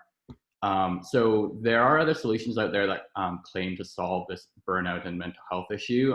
But what we learned after talking to users and testing these solutions ourselves was that a lot of these solutions rely on the user themselves to go check in and see whether or not like a meditation course could help them. And a lot of times when people realize that they need a little bit of support, it might be too little too late. So we decided to build something better, something that's easy for anyone and everyone to use. We take passively collected sensor data from smartphones to detect and measure changes in mental health. Our technology is based on around 15 years of research done in the academic world, and our own 2 studies where we collected 65 million data points. So our technology is based on behavioral psychology. We look at changes in behavior on the social side, geolocation, and mobility. We do all this to help deliver just-in-time interventions to individual users. So this could be, for example, take a quick break, go outside for a quick walk in return for an hour of better productivity, or it's tied to their health spending plan, or their benefits plan, or their EAP. So it can send them to like a virtual workout that's paid for by their employer. Users also have the ability to record triggers, so what caused an uptake or downtake in their mental health score, so that they can understand moving forward. There's also a feature that tells them when they're most productive at what time of day. We call this the power hour feature. And they can always look back at any of their historical data. So for employers, we help them measure exactly what sort of interventions and where their spending is actually making a difference. So what kind of resources are having a positive or a negative change on mental health scores. As a quick side thing, individual users are never identified by the employer or the insurer. They only get access to aggregated de-identified level data. So there's 2 ways of working with us. The first one is a direct API SDK integration. So you can you can build our solution directly into your existing workplace apps, or the fastest one would be a white label of our product. This takes around 2 weeks to get set up. We've got some awesome customers and partners. We went through the plug and play health and insurance, and now are in the insurance program. We've got an awesome team behind our product, advisors from the clinical side all the way to the business side. And yeah, feel free to get in touch with me anytime if you guys are interested in trying this out. Fantastic, Daniel. Firstly, we have a question that says Daniel is a legend. So some fans out there. Secondly, we've got a question. Instant contact tracing has been used for the COVID-19 pandemic with varying success. Could your solution be used to help better track those who've been in contact with possibly infected persons? Yeah, absolutely. So going back to the science of our product, what we're basically doing for as the input for our mental health measurement is we are building a digital twin of the user's environmental and social interactions. And so that exact technology can be used for contact tracing. And because we take privacy extremely seriously at LiveNow, it was like our priority from day one. We have measures in place already to protect the user's privacy, so that they are not like, so it's not a tool for the government to monitor individuals. So our technology is ready to go. We spent the last week adapting our current technology for the purpose of contact tracing. And we did a little bit of modeling, and as you can see here, with around, these numbers are based on Canada. So assuming 5% of the population in Canada adopt our solution, we can basically cut the curve in half. So right now, the only missing piece is a partner to help us distribute this. And this could be government or large entities. We're currently talking with a few to hopefully get this out there. But this sort of solution does have an expiry date. Once you hit a certain critical mass of positive cases, it's no longer effective, because everyone just ends up being a contact case, and your healthcare system will still be overloaded. So yeah, definitely this technology can be used. And if there's anyone out there listening who can help us distribute this, please do get in touch with us. Yeah, fantastic. And two questions relating to roadmaps. Who do you expect your long-term customers would be? Consumer, enterprise? How's the data benefiting to enterprise? and probably Yeah. industries like, are you working with insurance companies? You know, are there other industries that you see use cases for? Yeah, so we started mainly with large employers, specifically tech companies, just because they can move the fastest and they understood the technology. But what we're seeing is we're seeing a lot of traction on the insurance side. So insurance companies that are offering, like they want their population to stay healthy to reduce claims, but they also want to understand what sort of environments or behaviors increase risk. And so the population health level data can help them understand what sort of actions or what sort of environmental factors can affect risk. So longer term, we see our solution being rolled out more with insurance customers, but definitely there's applications obviously in a normal corporate environment, but also in high risk workplaces where poor mental health or fatigue could have an effect on accident rates. Could you speak to regulatory barriers? And I suppose this also pertains to that question of, you know, how quickly can you get to proof of value? So got a question around, do you need FDA approval? What are the sort of the hurdles to spinning this sort of thing up? Yeah, so we are definitely not a medical device. What we do compare ourselves to unofficially is we compare ourselves to like a PHQ-9, GAD-7, PSS assessment. So those are typically self-administered mental health assessments, with the exception of the PHQ-9 that needs to be supervised by a professional. Those three are not regulated. And so the feedback that we've gotten so far is because we are technically comparing ourselves, the assessment component of our product to these types of assessments, we do not need to be regulated. And we definitely are not trying to provide medical advice. We're not a psychiatrist. We're just here to help kind of prevent you from getting to the point where you do need to seek medical help. Yeah, terrific. Well, Daniel, one last question would be that, you know, what is the usual or the most common question you get from potential customers in terms of the implementation of your solution? Yeah. So most of the time it's questions around privacy. And so how do we manage privacy? How do we reassure users that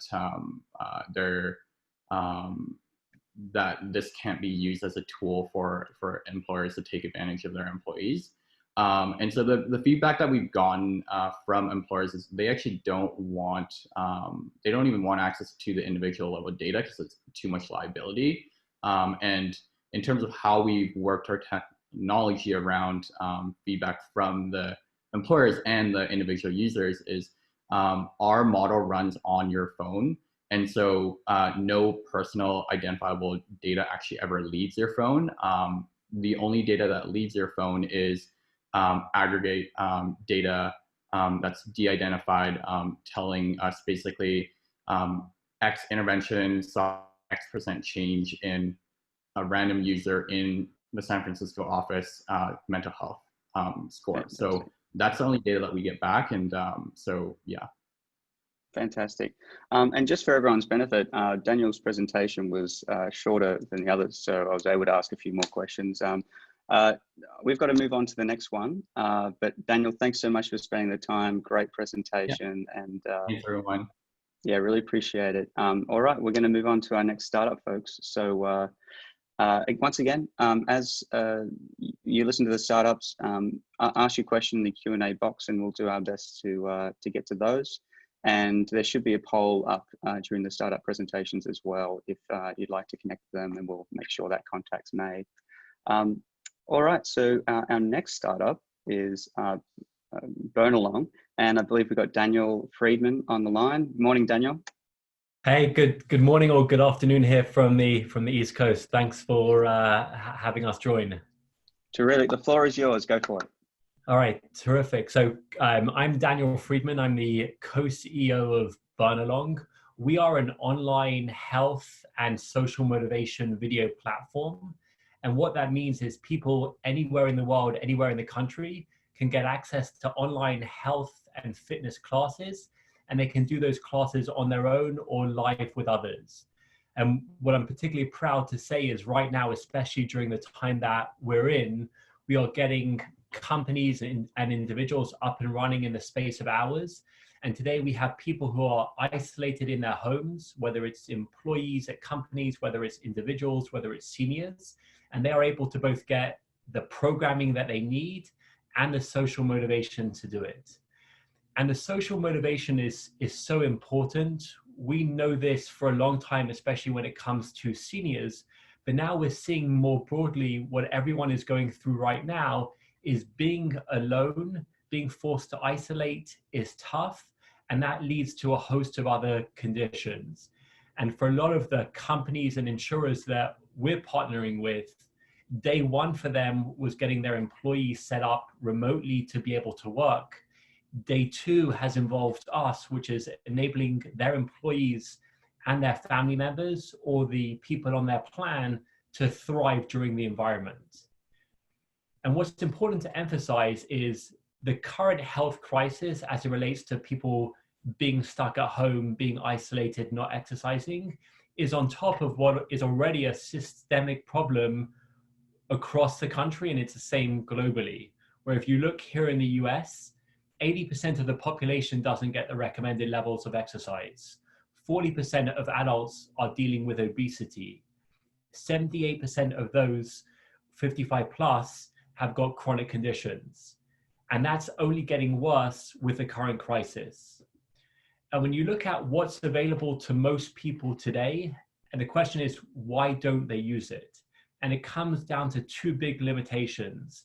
The first is a lack of relatability and choice and diversity when it comes to programming, because simply put, the image that you see on the screen here is not relatable to most of the population. And number two, what all the data shows is that the key to both initiating and critically sustaining behavioral change is social support, but people are given one-directional experiences.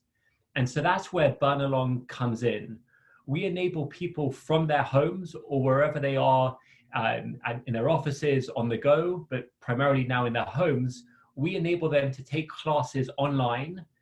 And these classes span more than 45 categories across physical, emotional, and financial wellness. And it's geared towards all ages and all levels. So classes range from cardio to yoga, to sleep, to mindfulness, to parenting, to arthritis, to chronic conditions. So whatever stage in life you are, you can find the programming for you, and you can take these classes live or on demand. But then what you also have the ability to do is to invite others to join you live, where you're actually seeing and hearing them. And so rather than just relying on the motivation of yourself to do the programming, if you want, you can have friends, coworkers, family members live with you. And especially right now, but we do see this all year round, this social component is one of the biggest drivers that gets people after a long, exhausting day to find that motivation to do the programming. And then underpinning everything that we do is machine learning to personalize the experience for people. And so when people come onto the platform, they've got that ability to do classes on their own, or they can see which of their coworkers, which friends, which family members who've made themselves visible, could they invite to join them in a class. And the programming is not just for the individuals, it's for entire families. And the programming and the people that you see on the platform mirrors the diversity of the population. We're focused on guiding people through life's journey. And so people up front can input what their goals are. If they have any health challenges that they're focused on, we then use the machine learning to guide them through those next steps and get them towards the results that they're looking to do. The social component of Burn Along extends just beyond being able to do classes live with each other. There are, for example, communities and wellness buddies where you can find others, whether it's someone who's at home with young children or someone else who's got diabetes or someone else who just wants someone else to take classes with, and you can engage with them, chat with them, and take classes live with them. And then for companies as well as individuals, there are goals and challenges that you can do. You can track your wellness habits. You can put in your health metrics. There's a lot of components. Now, most importantly, Burn Along works. our clients range from blue collar to white collar, cities, universities, Fortune 500 companies, right through to small businesses. And we see is that 5 times as many employees at companies are participating with us than in traditional programming. And what's behind that high engagement is this impact of choice and social for people. And just to call out a couple of things, number one, people can add their family members. And when they do, there's an almost 40% boost in that person's engagement because they've now got their family members cheering them on and taking classes with them. Number two, we see that more than 25% of classes being taken on the platform are in the specialty and emotional support categories. This ranges from diabetes to prenatal to adaptive workouts for people with disabilities. All these areas that traditionally companies haven't offered programming to their employees for, we deliver that programming. And so not only do we get more employees engaged, the employees who engaged include people who've never previously been engaged. And one really important thing to mention right now, because we know that companies are stretched thin and we know that HR leaders are at the forefront of setting up their workforces for success in this new environment. We are very quick to launch. It's very light touch. And just in the past 24 hours, we've launched across continents in hours. Again, I'm Daniel Friedman. I'm the co-CEO of Burnalong. Would love to hear any questions, and you can also reach me directly. I'm at daniel@burnalong.com, and you can give me a phone call as well. Yeah, fantastic, Daniel, and really timely. A few good questions. So first, how is your content developed and sourced? And related question, is the class offering, say, wider than like Nike Training Club or Fitbit Coach or perhaps Peloton or some of the other competitors out there? Yeah, so we're very different from everyone else in the market in that our content is we partner with hundreds and hundreds of local gyms, studios, wellness professionals from across the country. And so what that means is a couple of things, is that there's new content added throughout the day, multiple times during a day. It also means that people can find classes local to them that in normal times they could go to in person as well. And so that's how we've got more than 45 categories of classes. If you look at the marketplace right now, people offer 15, 20 instructors. We've got more than 500 instructors that people can choose from, and it spans 45 categories. So there's, at any point in time, you've got mother and me classes going on, you've got cardio classes, you've got classes for people with Parkinson's disease and different conditions. So it spans all generations. Yeah, fantastic. And what about cost structure, probably on both sides of the platform? So for individuals or companies who are looking to use this, but maybe in terms of the integration on the supply side as well. Yeah, so about 80% of our business comes from companies and insurers who pay for employees or their plan members to have access to us. There it's on a per member per month basis or per employee per month basis. About 20% of our members come from the network effect, and that's either from the local gyms and studios who they promote us to their members as well because they want their members and people in their community doing them.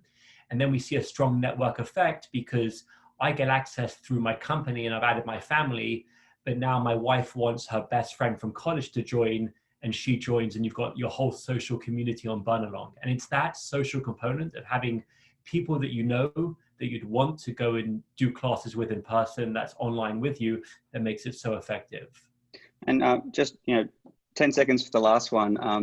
Could you talk about what's the value prop on the gym or the instructor side? Why is it value to them to join this? So three reasons: retention of their members, recruitment of new members, and revenue from us. So we've got a similar model to Spotify, so they earn money from us.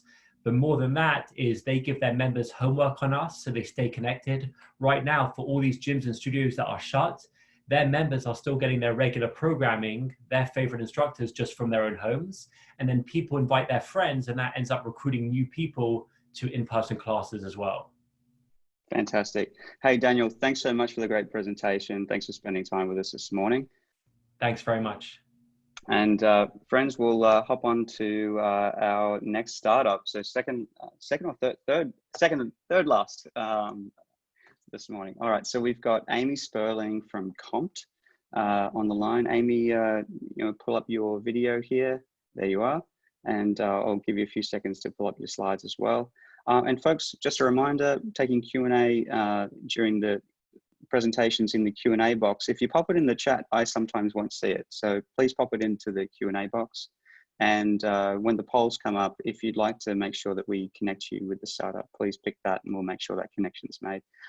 Amy, are you hearing, we want to make sure we can hear you? Fine. Can you hear me?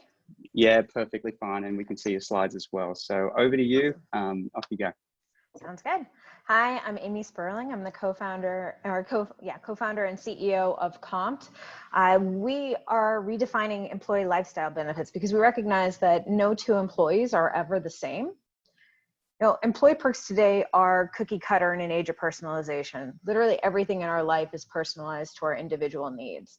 Everything from the apps on our phone, to the way that food is delivered to us, to our workouts, to our music. All of these things are created to our personal preferences. The challenge is that employee perks that happen within a company are not that way. You get a slate of vendors and you try and, as a head of HR, choose things that you think are going to make the most of your team happy. The challenge is that most things don't solve the needs of everyone. So when we look at the ways that perks are broken, I mean, we've got 5 generations at work for the first time ever. Every single person needs and wants something different. So, doing, continuous learning looks very different when you're 22 than it does when you're 55. Doesn't mean that both groups don't want to continue learning and improving, but the approach is going to be different and the goals are going to be different. A lot of the perks that are out there exclude remote employees. We're feeling this really acutely right now. A lot of perks that companies have brought in and put into their companies are either tied specifically to their location or they are tied to a slate of vendors, where if you can't get access to those vendors, that's not really helpful for your remote employees. You'll see where Compt actually makes it possible for everyone to be able to have something that matters to them. And then when you look at the actual, availability of the items that are out there, most of them are not tax compliant.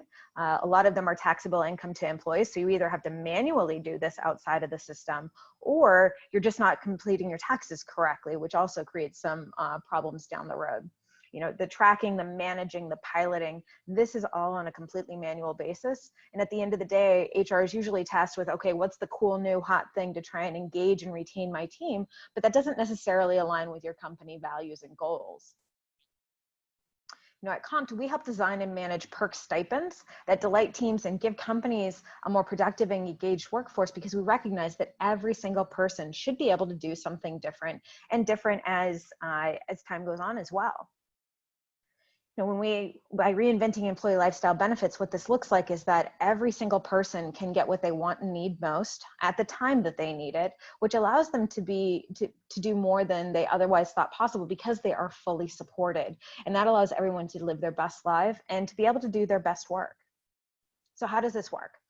As a company, you get to design, the program. You get to decide how much money employees are given, the timeframes that they can use the money, and which categories are going to be available for your team.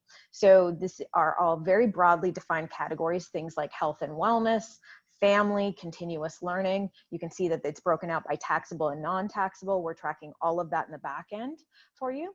So once you've created your program, you invite your team, and each person on your team gets to have their own instance where they can see the amount of money that you've allocated for them, the categories that you've selected, but then they can go and personalize this for their own needs. So take, for instance, the family category. Say you gave every single person on your team the family category. They could each use it differently. Maybe for somebody who doesn't have children, maybe they're sending their mom flowers. Maybe for somebody who has kids, maybe it's a babysitter, or right now, maybe it's some sort of a mobile, homeschooling app or something that can help kind of take care of those needs as we look at the way things have shifted. But every single person can do something different. There are no vendors on the platform by design. The way that this works is that it's an expense reimbursement model. So what that means is that as employees submit the receipts, and they can take a picture, or they can submit it through Slack. It's really seamless. Then everything goes straight through the payroll system, which allows you to manage the taxes. It means that finance no longer has to track any of this or create any extra headache for finance. And it usually takes about 30 minutes a month to manage. So it's really fast, really seamless, but allows for every single person to be able to utilize something that meets their individual needs. You know, we're integrated with all the major providers. On the data integration side, you know, the major payroll providers. On the APA side, you know, Google and Okta, so that you can have single sign-on, so people don't have to remember new passwords. We're integrated with Slack, so that people don't actually have to log into our platform at all. They can simply, you know, they can make a claim, they can check their balance, they can submit and share with the team what they've done if they'd like, all through Slack. And we're working on an API with ADP for payroll as well. You know, we've heard from our users the impact that this has had for them.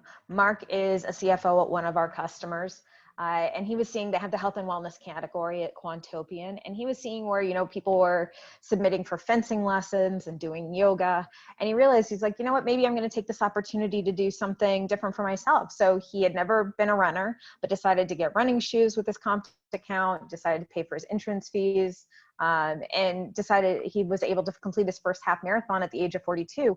And he's found a new passion in running. And this was all enabled by the fact that his company could let him decide what mattered to him and give him a shot.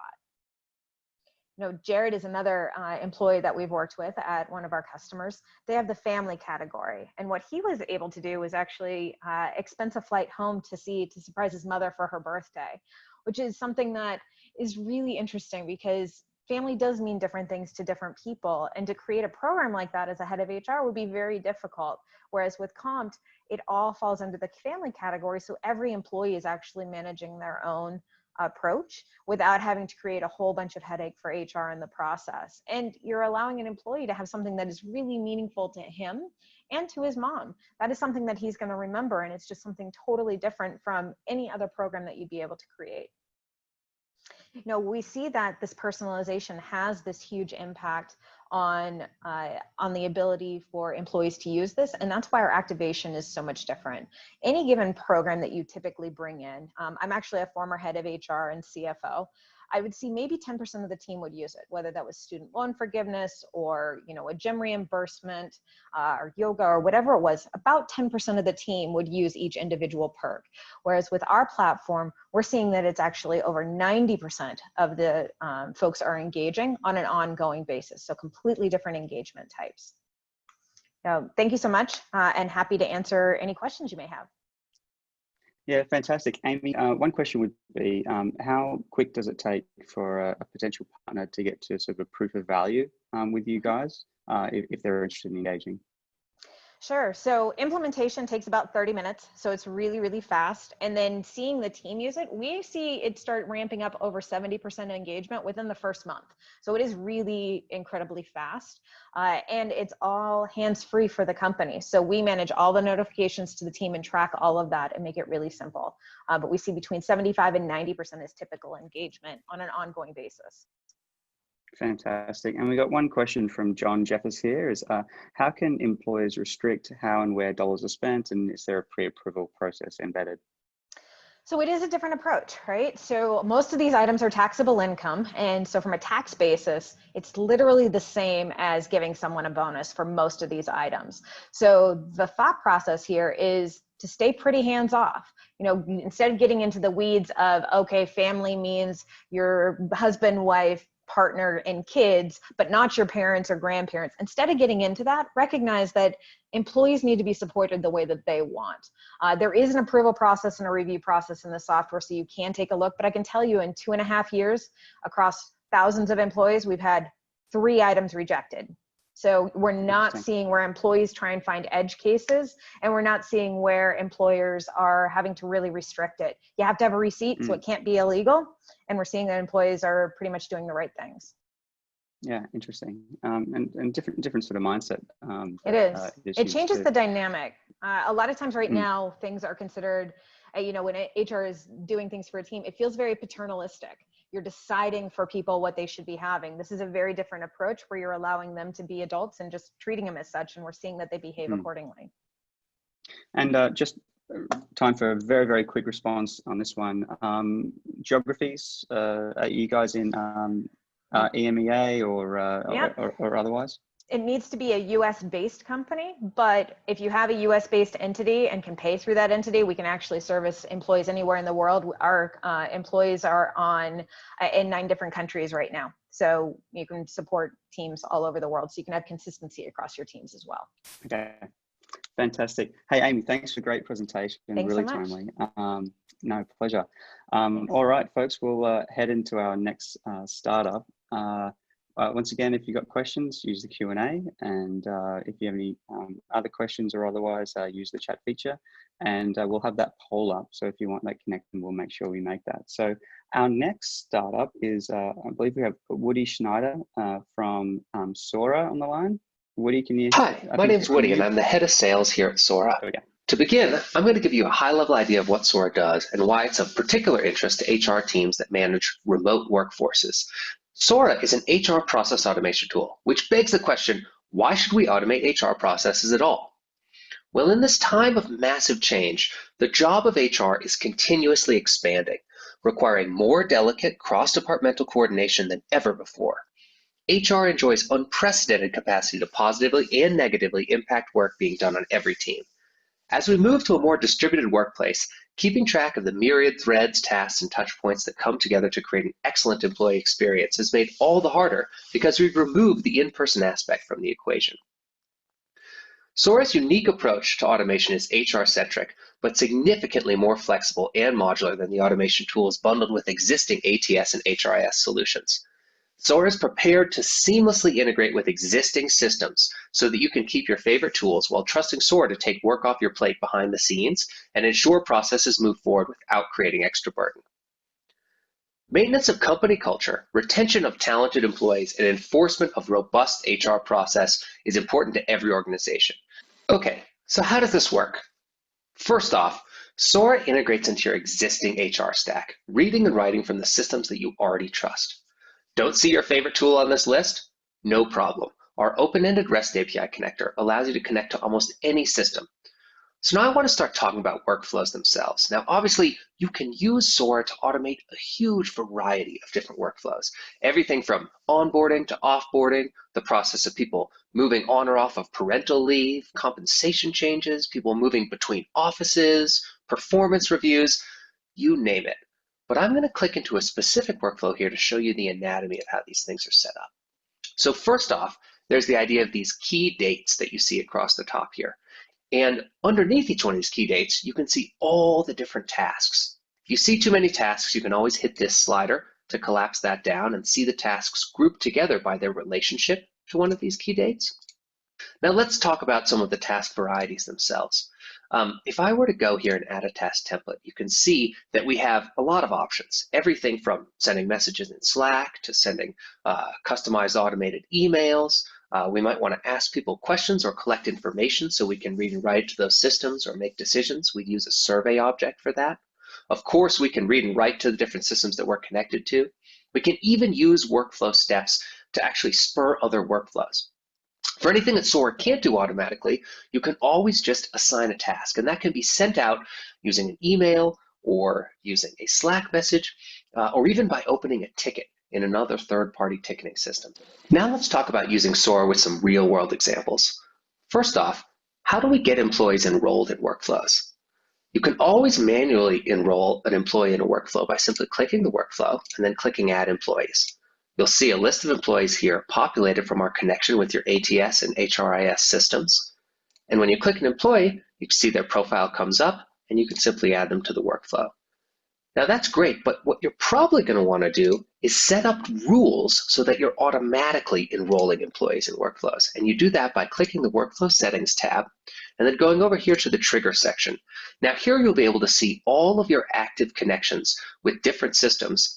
And then underneath those systems, you'll be able to see the different webhooks that have been configured. So what this means is Sora is actually listening for things that are happening in systems outside of it and then taking action as soon as it sees those things take place. So in this case, as soon as a candidate is marked as hired in the ATS, Greenhouse in this case, we'll automatically enroll them in the new hire onboarding workflow. Now let's take a look at some specific examples of tasks in action in some of these workflows. So to begin, let's take a look at this new hire onboarding workflow. Notice how we use Sora's Slack integration to do things like notify that the offer was signed in the general channel in Slack. Or over here to actually send a reminder to the team on the employee's first day to welcome them. We also have an example of how we use surveys here. For engineering new hires, you can see we use a conditional here in the filters section. So this is only sent to engineering hires. Once they fill out their different technology preferences, there's a task that's automatically sent to IT, which includes within the instructions all of the results which were filled out as part of the technology preferences survey. You can also see here how Sora does a great job of sending email on your behalf. See, we have a rich email template. You actually can drag and drop HTML into these if you want, where we can merge in various different information. You also see how, once again, we can use logic to send out a different congrats email for SF versus the one that we send for New York City. If you take a look at this parental leave workflow, you can see an example of how you might manage an approval workflow inside of Sora. Here, with parental leave requested, we have approvals from the manager, followed by approvals from HR, followed by an approval from the CEO.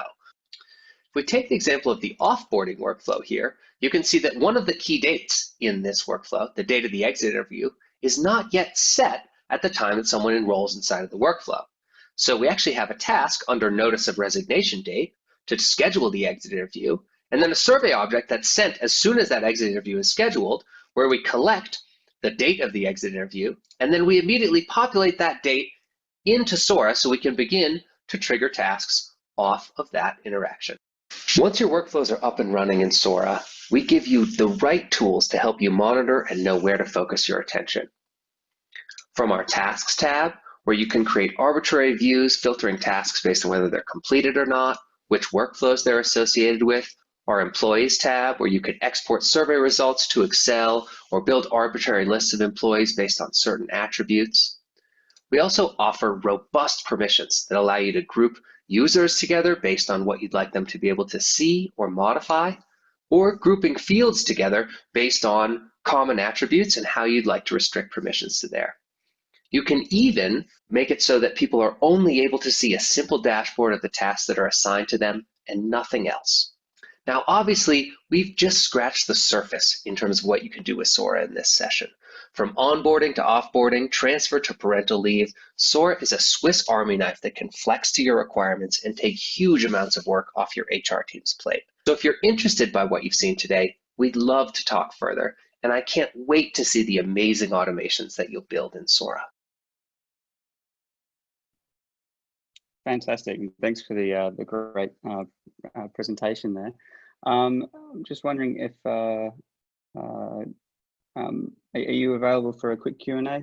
If not, Definitely. there you are, Woody. Can you hear me okay? Yeah, I hear you okay. We've got time for just one question. I'd say the one that I think is most burning here would be, how quick can folks determine whether this is proof of value for their organization? How quick does it take to spin up a POC? Well, so that depends a little bit on what it is that you're trying to automate, right? If you have a system that we already integrate with, you could be up and running in a matter of a couple days. Typically, when we work with a customer, actually, we'll sit down and go through a more formal process of actually looking at all the existing processes that you've defined and actually work with you to program them into Sora. I would say in order to actually see a return on investment, something like a month, because you want to actually put one of these workflows in place and then begin to see it move the needle, begin to see it taking work off of people's plates. Awesome, very, very cool. And what would be the most consistent question that you guys get from potential customers? I'd say the most consistent question is really about, can we integrate with all the different systems that they have there, right? Particularly people that have some more exotic or homespun systems that are out there, right? And the good news is we actually have an open-ended REST API connector. So if you have something that has a RESTful API interaction, chances are really good that we actually can make that connection for you using a configuration script. Awesome. Hey, Woody, thanks so much for spending the time with us this morning. And that was a quick hits, but we've got the polling up to connect you with folks who'd be interested, and obviously we'll share your information out after this. So thanks so much for joining us this morning. Thank you so much. Yeah, appreciate it. All right, folks. We are into our final startup for the day, which is Hopin, and I believe we have Johnny Barfwahat on the line. Johnny, are you here? We're going to get your video up. Hello. And fantastic. You can hear you loud and clear, and I'll let you take it from here. Boom. I'm going to take off your screen share now, and I'm on. Hi, Perfect. everybody. All right, take care.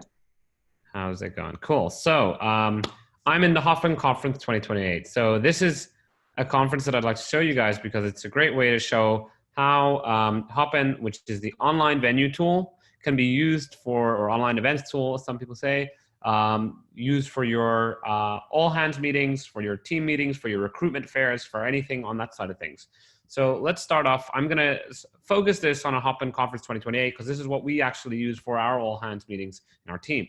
So the first thing is that you can see for an internal conference like the Hopin Conference, which is for the internal team, I can add what's happening now. I can add a schedule. And so I've landed in the reception now. You can see who the keynote speakers are.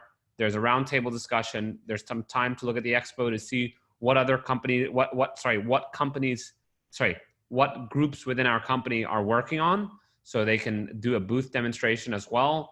If that was needed. So if you're a large company like Sony, for example, you could have multiple parts of Sony showing off different things that they're working on if it's an entire company-wide. So then you can have group discussions and those can be broken out. There's polls in the event and there's a people tab. So think of what we're seeing now on Zoom, but just a little bit further. So you can see also the people tab over here where you can see who else is at the event and network with them. So it's great for internal use. So let's start with the stage. The stage at a Hopin event allows you to stream in people from the studio. So basically you could have the CEO or C-suite of the company participating and broadcasting their video. Apologies. It looks like I had it on multiple screens. So they could be broadcasting their video out to everybody on inside the event. Now, so, you know, an event like this could start with a 10 to 15 minute talk from the company CEO, and then it could break out into certain rooms. So you can say, all right, we're going to have, you know, the marketing team here, a Q&A with Aaron, our, you know, head of sales, a Q&A with Dave, our, you know, head of marketing. And obviously Elon Musk is not part of a company, but it could just be that, it would be like that as well. These are open sessions. So in each of these sessions, you can have people jumping in and out basically. So what I mean by that is people could be inside video, outside video, turning on and off their, jumping in and out of each session. So I'm in the Elon Musk private table right now where he's discussing certain things and he might be doing a panel, whereas in this group over here, there's another conversation regarding that.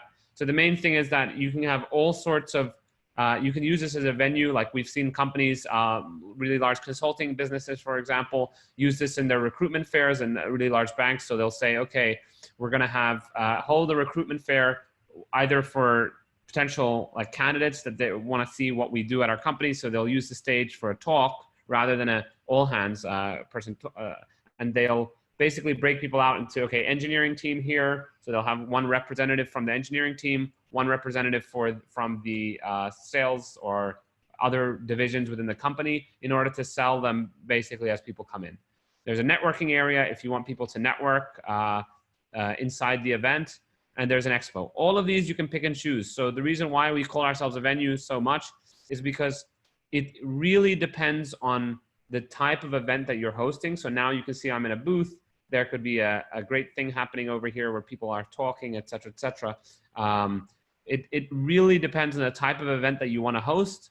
But any type of event, whether it's a all hands meeting for your company, a team team group discussion, an internal webinar, whatever it is, it can be used within Hopin. We just see ourselves as a venue that's an online venue, a much more powerful events tool than any of the ones that even the one we're currently using.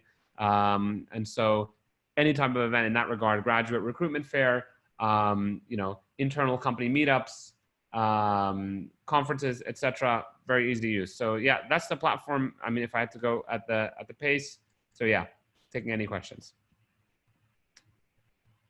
Fantastic. Thanks, Johnny. I feel like we're being pitched ourselves during this presentation. We've got 2 questions from the audience. So how long does this take to set up, and what is the room capacity or the attendee capacity? So 100,000 attendees can be inside the event. And how long does it take for the setup? It takes between 3 minutes and 5 hours, depending on how complicated you want to set up. But really, you know, we've had the Wall Street Health, you know, the Wall Street Journal's Health Forum, up to smaller events like small community meetups for communities, and we've had basically all sorts of events to like from internal to external that really are broad range. And so, yeah, I would recommend that next time you run this software, it could be using Hopin. That's great. Actually, I mean, to that end, I've got a question, which is great. I mean, are there any upcoming open events which you guys are hosting that folks can log in and see the thing firsthand? Yeah, there are many. I mean, not the internal company ones. Obviously, those are private events, and so the company can set them as private. But there's so many public events that are happening daily. And if you want to reach out at the end of this Q&A or whatever, I can send over a list of events that are interesting to your concept, and I can also set up a demo with someone from our team, a personal demo. That's great. And if there's a link, we can share that with the audience as well. That could be a nice one as well. All right, fantastic. I don't think we've got any other questions here, but I think one for myself would be what about cost structure? It's often one that comes up. So, I mean, assuming we're talking to the enterprise here, the enterprise plans start at 10,000 a year, but those can include unlimited events, you know, lots of different features, white labeling, all sorts of stuff like that. Now, if you're talking about a small community meetup for as a marketing program for your team, those stayed for $99 per month per host, so per seat, basically. Think of a Zoom type pricing. Thanks, John. Are you seeing those as well, are you? Fantastic. Yeah, so our last question was glad that they stayed on to the end. So fantastic. But Johnny, thanks so much for spending the time. Really great presentation. And I think we're going to move into the wrap-up zone of today's event. So really appreciate the time. Fantastic. Take care, guys. Awesome. All right, folks. Well, my name's Simon. It's been a pleasure to moderate today's proceedings. I'm going to hand back over to our MC, Nate, and hope you guys have a wonderful Thursday. Yeah, thank you very much, Simon. So that concludes today's webinar. Thank you, everyone who participated. Special thanks to our keynote, Ravin Jasuthasan from Willis Towers Watson, as well as the startups that presented their solutions today. As mentioned, please let us know if you're interested in engaging with any of these startups, and we will facilitate introductions for you. We hope you found today's webinar interesting and engaging, and we will share a recording of the session with all of you following the wrap-up here. So feel free to share it with your teams. As mentioned earlier, this is part of our COVID-19 series of webinars. We have additional webinars this month. As you'll see here, on April 7th, we have a supply chain fulfillment webinar, April 21st, supply chain consumer signals, and then April 27th, securing the remote workforce. That's it for us today. Thank you all very much for being here, and please take care and be safe. If you're interested in reaching out to myself, my email is here, and you can also reach our co-director, Connie Wiseman, as well. Thank you, everyone, and be safe. Take care.